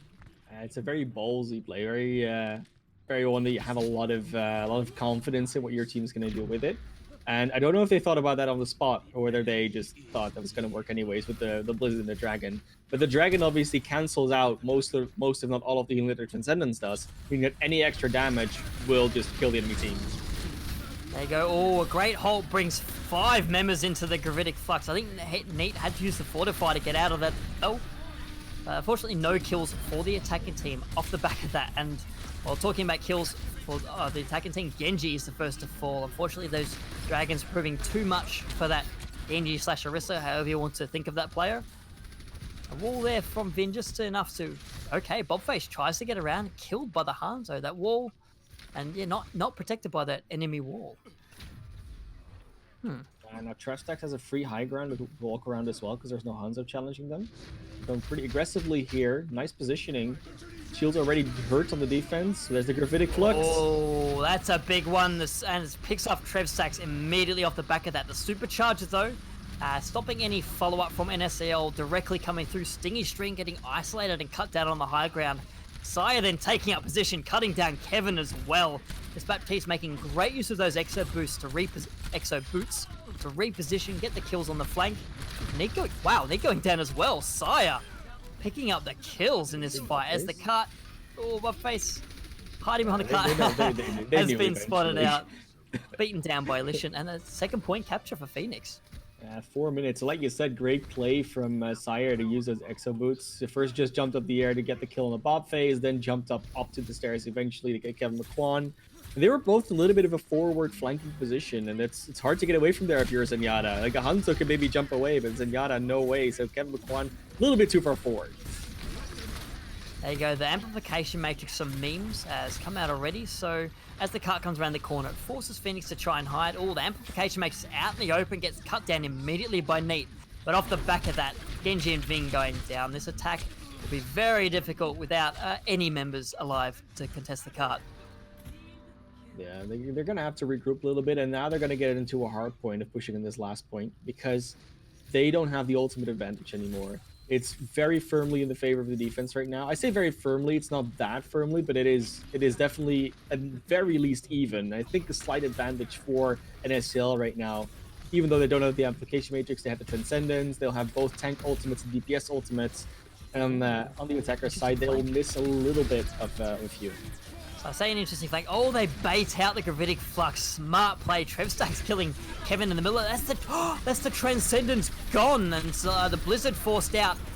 Oh, the Blizzard forced out from Stingy here, but unfortunately, Trevstack's wraps around the side, throws in the Dragon. That defense just fell apart there. Really smart play from Phoenix. Yeah, it's all about that pick on Kevin McQuan. If Kevin McQuan doesn't get picked off there, it's a very different fight because Transcendence is such a powerful healing ultimate. And goes down again, still can't use it. Oh, that's gonna be so hard to come out now because now there's chokes being spammed without a Transcendence. Nice Blizzard to cover it as well. I don't think anyone can contest.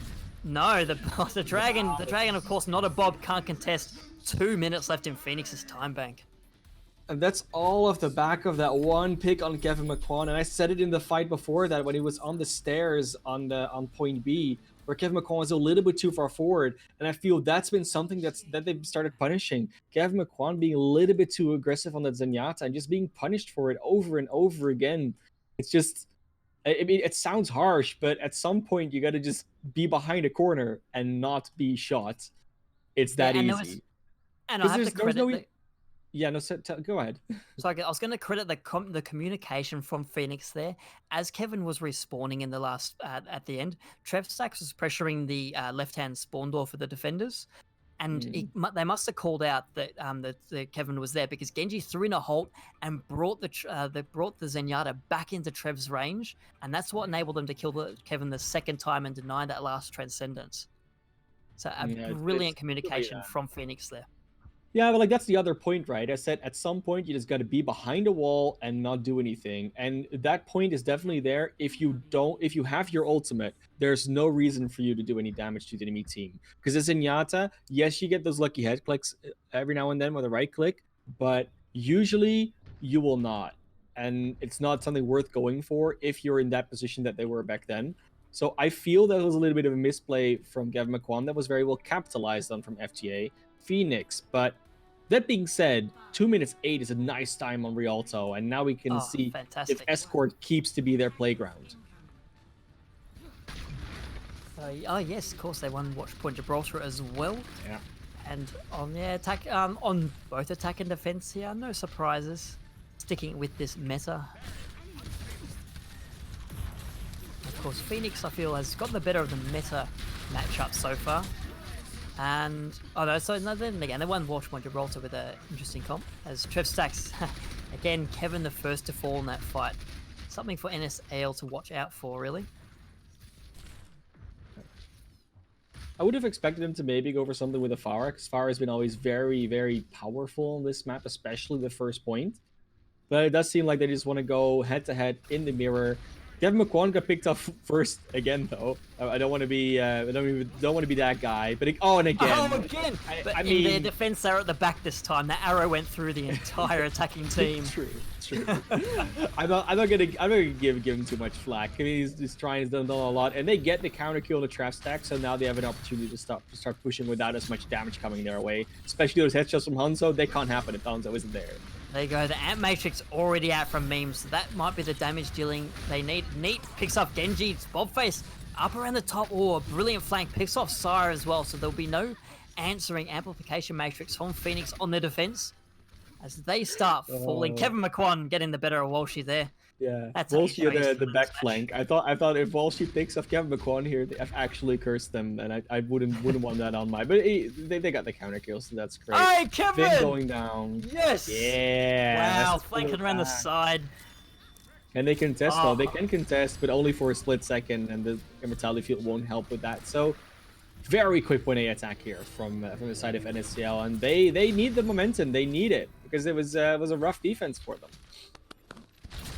Definitely. It was, wow. Bobface going a little too aggressive there. Feeling the wrath of the arrows and Trev Stacks. Yeah, because Trev Stacks has been shown to be like the master of this high ground right now on Rialto. Definitely he's been playing very well around this whole bridge and opera building area. Now they're gonna try and get through this choke, but their Hanzo isn't back yet. Though Bobface, of course, has unlimited range. Ooh, there we go, the Dragons coming. Oh, Kevin again. So Kevin, I think, must be watching the stream, has picked up on the abuse they've been copping and get the first kill onto Vin again as well. So the Dragons don't really pick up anything in end of that. Bobface, though, with a kill onto Genji. Saya going down. Bobface picking up, and Sigma eating another Sigma's rock. Just showing, asserting your dominance here as N.S.A.L pushing through. What a steamroll so far through this map. They're just piling on with ultimate after ultimate. The other amplification matrix, there it is. The Sire doesn't have and the supercharger as well. That's going to be a prodigious amount of damage coming out from N.S.A.L. Kevin with the Transcendence to keep the team alive. Phoenix cut down. Trev Stacks doing what they can on the high ground, but unfortunately not quite enough. Point B will be captured 4 minutes 45 in the time bank. Big difference here is that the last point was basically undefended from the side of N.S.A.L. And we all know that the last point on any map that isn't Assault or Control, that's where you hold for like 8 minutes, if you can. Like the timer's never at 8 minutes anymore, but you know what I mean. And they have the time, 4.5 minutes. They have the time to get there, but yeah. We can have 4 minutes of overtime if we do it for 8 minutes. In any case, a supercharger comes out from the defending team, as well as the Immortality Field, and it keeps them well alive in the Gravitic Flux that came out from Rick Thomas. And off the back of that, Neat is actually the one. I feel like the Gravitic Flux just briefly gave Phoenix the high ground advantage there. Yeah, it did. And that's sometimes that's what you need. The high ground advantage can be very important on escort maps mostly, but also especially on this map to a degree. There's not that much high ground anymore when you get to point C, but the little archway can and just the way that you have to come up on that incline, that's already a pretty big deal. There you go. Bobface throws the dragon through where the defenders are. Oh, and a great hot thing. Brought Elysium back into that. The immortality field not enough to keep that Sigma alive. Oh, the tank line, though, of N.S.A.L falling. Trev Stacks have something to say about that. Seeing that dragon and going, you know what? I'm just going to throw arrows through the entire team's head. As Kevin McCord actually finishes up with 2 there. Still alive on the cart. Helping frag out. Bobface as well. Okay, so the supports from Phoenix suffering there. Oh, so what looked like a one fight for the defending team, brought back particularly by the combination of Kevin and Bobface. Wow. Both tank lines were down, so it was all down to the mechanics of what was left, and it couldn't quite pull it. Vin went a little bit too deep on the Mei and did get 1 kill of it, but then died themselves, and it kind of started this snowball. But now they're in this last point territory. Oh! Blizzard not eaten, although it looked like it could have somehow, been. Elysian had the kinetic grasp, I'm not sure how that didn't get eaten. But even with the amplification matrix help from Vince, the Transcendence will be too much. Kevin again coming through big, keeping their entire team alive. Bobface doing the kills now that they're alive. While she has the Transcendence of their own, just stalling out the card here, really burning time off the clock, actually allowing time for Sire and Elysian to come out. We'll see whether or not the kills are able to come through. Oh, Vin comes out with the Blizzard as well, so the Blizzard on the cart. Elysian with the Gravitic Flux able to pick up 1, and the kills are going the way of Phoenix. So what looked like an almost sure finish from N.S.A.L has been turned around. Great play by Walshy there on the Zenyatta with that Transcendence to keep the defense alive. You could have seen that coming, right? Because as soon as they're able to actually get to the point, they had so many ultimates to use there, and they used most of them, not all of them, most of them, and that worked out for them in their favor. Now Bobface, Rick Thomas, and Memes will have their ultimates. So that's going to be a very strong push for them, but they're going to have to not die to a dragon, and that's not the hardest thing to do anymore. No Transcendence as well on the side of Phoenix to counter that dragon. There you go, the defensive dragon comes out. Singing String, I think just ice blocking their way through that. Not really bothered about it. Amplification matrices, matrix, coming out from Memes just to burn to the wall. Both Immortality Fields, the only casualties. Very mirror right now. 2 Storm Arrow kills onto 2 Immortality Fields. Oh, can't hit on the Immortality Field. Bobface though picking up Vin. The Blizzard's already done its job, so they're just going to be waiting for the Mei to come back. It's Elysian. Oh, gets frozen, but able to be kept alive. The Immortality Field saving their life there. Genji going low, is able to get healed up. So fantastic work from the healers on both sides here.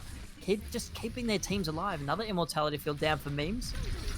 As there you go, the Blizzard coming through. Again, somehow not being able to be eaten by Elysian. And that Blizzard comes up big. 3 kills off the back of that. The entire tank line for Phoenix down. Looks like N.S.A.L will have what it takes to push through here. They've got the numbers on the point. The card is pushing forward. Sire just dancing around on those poles, able to pick up Kevin in the middle. That bit of support on support action there will get beaten down though. N.S.A.L finally finishing, and thankfully finishing with time, so they will get another attack.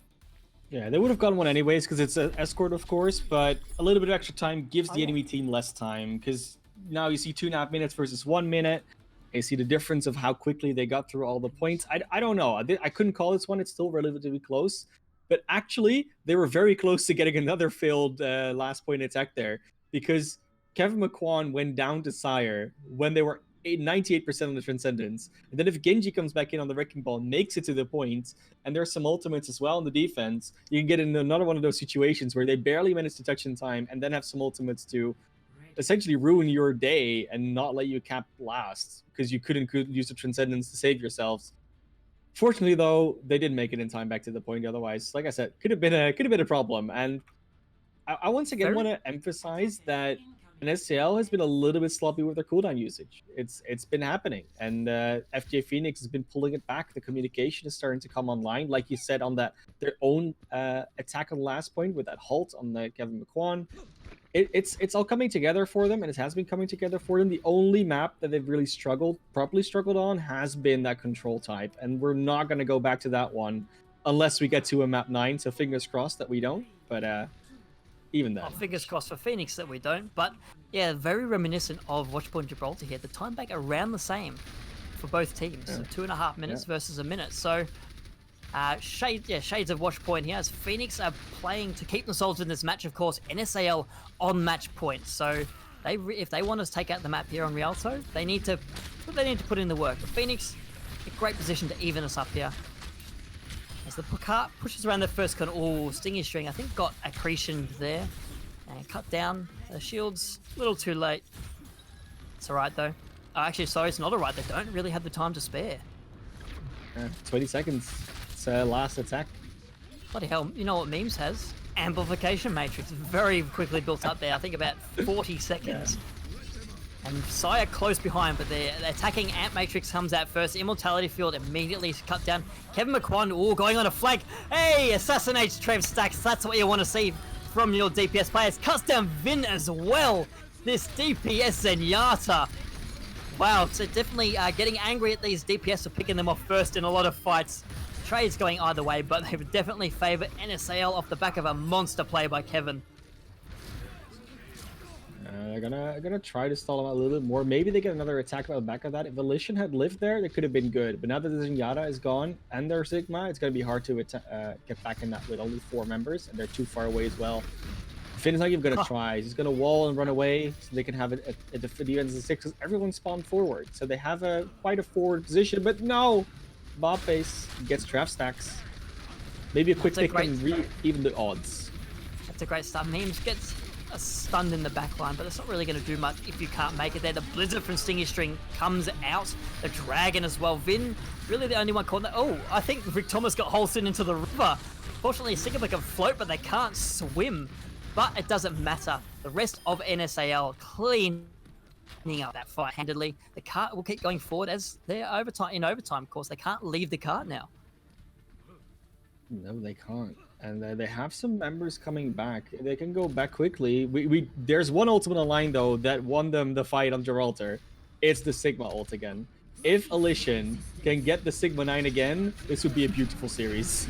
Combinations coming in here. The Transcenders from Kevin, so they won't have it to counter the Dragon. They won't have it to counter the Sigma ult, but there you go. Lifts them up. Overtime. Oh, people were caught in it. They're able to touch the cart this time, learning from previous actually I think learning from the N.S.A.L learning from previous mistakes. Though the kills again, the kills this time though coming through from the defense.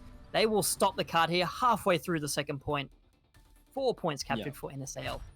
Yeah, they had the ultimate advantage there, so they should have won that fight anyways, because it took them a while to get into an ultimate advantage, but they kept not using ults, and N.S.A.L did use ults because they wanted to obviously keep winning fights, and eventually that's gonna come back to haunt you, I'd say, but it's just something you expect. At some point, you're gonna be at a disadvantage, and you're just gonna hope that you gotta either be able to get through it or that the advantage doesn't come until very late in the map.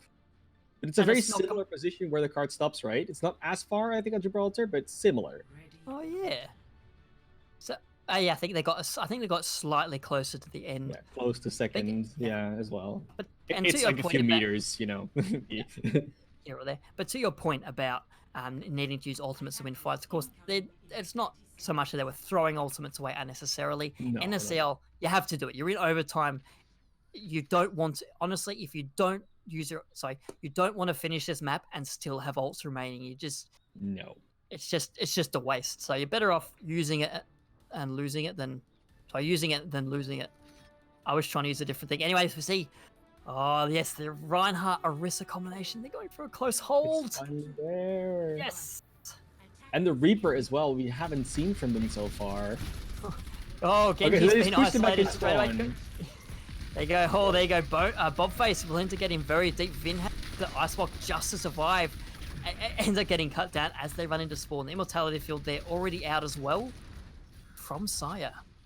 So very close hold here. Memes just doing what they can to harass Trev Stacks, hoping that an arrow doesn't find the way to the Lucio's skull. Oh, as Kevin though goes down, unfortunately trying to challenge the Hanzo, forgetting that there's logs coming out of that Hanzo's quiver, not just regular arrows. And the kills, yes, all going the way of Phoenix at the moment. They will eventually start making progress on this cart, but 30 seconds burned off and no progress so far for the attacking team. Look at this. It's now Kevin McQuan on the Baptiste and Memes on the Lucio. Obviously, there has been Memes going to the Lucio when they've played it, but we haven't seen this combination of them yet. Still, though, Kevin McQuan is ahead in the Baptiste ult charge as opposed to Sire, and that's been consistent no matter who is on the Baptiste, apparently, on the side of N.S.A.L. Ooh, early pick on the Stingy String. Gonna be a rough one to hold this one, because May provides the value of that CC, but Kevin has Trev super Stack's hard. number again. The support definitely wishing the triple DPS meta was back in fashion. They could switch over from support to DPS. Memes gets a kill onto Vin as well. This is okay. So the support's doing all the work here, really, for the defense. Neat finally getting in on the action, but Memes also finishing off Walshy as well. A great re-engage from Phoenix. And now we're in the same time bank that was there for N.S.A.L, so 1 minute remaining. But obviously, since you've had a head start in time, you're going to have a 6-bank ultimate. And the defense will have maybe 3. This is going to be a hard one to hold. So let's see if they can do it. And even if they hold it, they'll have another push to fight against. I believe in them. They're going for the map 7. He has the ultimates out from both sides. The Dragon, the Transcendence from the attack. The first to invest at the Ant Matrix as well. But Bobface is the first to get a kill in that fight. Elision going down. So that's the Gravitic Flux off the table. The Blizzard invested as well. And that comes off a little bit better. Both the tanks are cut down. Walshy will get memes. Oh, the Death Blossom is there from Bobface. Gets Genji in the middle of that fight. So trade's going either way. Bobface finishing off Vin as well. Finishing off Walshy. This Reaper bringing that fight back. And now we've got 10 seconds left. Oh, N.S.A.L could take the series right here, right now. As the Blizzard comes out as well, so this defense is very strong. Genji gets back to the cart. The Wrecking Ball, though, cut down. Elision trying to get there. Earth Shatter kills Trev Stacks in the middle of that. Vin's back, Walshy's back. Elision is there as well. But the Immortality Field is stopping any decent damage being done to the defense. N.S.A.L will swing through. They kill Sire. They will take out Rialto and take out the Masters Division. N.S.A.L are your champions. And that's such a nice turnaround as well. Week 1, FTA Phoenix wins. Week 55, I don't know how far we are at this point, and it's N.A.C.L turning it around. It took them entire season, but they did make it happen. And that's, we can call it the anime redemption arc. We can call it the comeback story because they lost that one match in week 1 to them. But at this point, it's been so long ago, I don't think we can even call it that anymore. We can go for it, but I don't know. That's your choice. If you want to go over that in chat, just spam the anime redemption, and we'll call it a draw. It's great. But now they're 1-1 in series, so actually we should have another series at some point to see who's actually the better team, who gets the 2-1 win. For now, though, it has definitely been N.S.A.L that gets it, and I think deservedly so. I mean, if we were gonna go to hybrid after this, then it would have obviously, map type wise been in the favor of FTA Phoenix, and they kind of feel like maybe they got an advantage in how the series play out, like the map order. But N.S.A.L proves that they can also win on escort. They can, go through the entire tournament, the entire distance, and just win out as the final champions. And there's so many names we could potentially name as MVPs here. I mean, both teams actually, because they've been doing so much. They have, and we saw, and just talking about N.S.A.L being able to come back on escort, FTA Phoenix went into that last fight with all 6 ultimates, or 5 or 6 ultimates available to them, and they still couldn't take it out. So that just shows how well N.S.A.L was able to play that fight. There was they've spread out enough that they avoided most of the dragon and the amplification matrix, and then they were able to use the ultimate advantage. They ended up with the collapse on and finish out the series, and I feel that was really emblematic of the way they played across the entire series. Yes, we saw in some cases a little sloppy, putting out matrices down. Kevin getting picked off at the start of fights, but I'm going to pick on Kevin for the moment, but came up huge on Rialto there. We talked all the way on their first defense about Kevin getting picked off. And then from there, they were just a monster on the support, getting getting lots of picks, getting the great transcendences. Oh, it's just a brilliance to see from that support player there. Yeah, I'd say especially on Rialto there, we really saw these flashes of King's Row coming back, where you saw the flanks coming out from Bobface and also from Kevin McQuan at some point. Like really those flank DPS type of deals that they couldn't do on the other maps that they lost, or they refused to do them, or I don't know what happened really. They came back on that. They kind of played like they played on the first hybrid maps on King's Row as well. They just kept going around the enemy team and getting these pickoffs. And if you're able to do that, if you get away with that, then it's a high risk but a very high reward strat, especially in the current meta. So N.A.C.L recognizing those openings once again with Kevin and Bob, and they won out the series with it, because that was really what defined Rialto, that they were able to get these opening picks. And if I have to talk about an MVP, it's very hard for me, because I don't know. Like you want to give it to Kevin McQuan at some point. So the memes, a lot of healing as well. Bobface getting a lot of pickoffs. For me, I mean, I could also go for N2 Neat, but if I would say the most consistent phase throughout this entire thing was Bobface. I think they did a lot of it got a lot of opening picks on the Hanzo, got a lot of damage done and kills done in general. Kevin McQuan was a little bit inconsistent at times, especially with Zenyatta and some immortality fields. N2 Neat and Mick Thomas, same story. So I would give it to Bobface if I had one, but I don't know if you agree with me, Temporal. I don't agree. I would give it to memes. We commented on it a few times. Just the rate at which the Baptistes in this match were building up their amplification matrix shows you just how much healing they were doing. And Yeah. I'd give a close second to Sire. Again, lots of amplification matrices, and also getting in on the kill feed as well. You know, as you want to see that from your supports at times. Yeah. You don't, steal some of the credit from the DPS. You're doing all the work to keep them alive. Why not get in on the kill feed? Give yourself some of the credit as well. So yeah, my MVP would be memes. Okay, I could definitely understand that they did get the immortality field first consistently.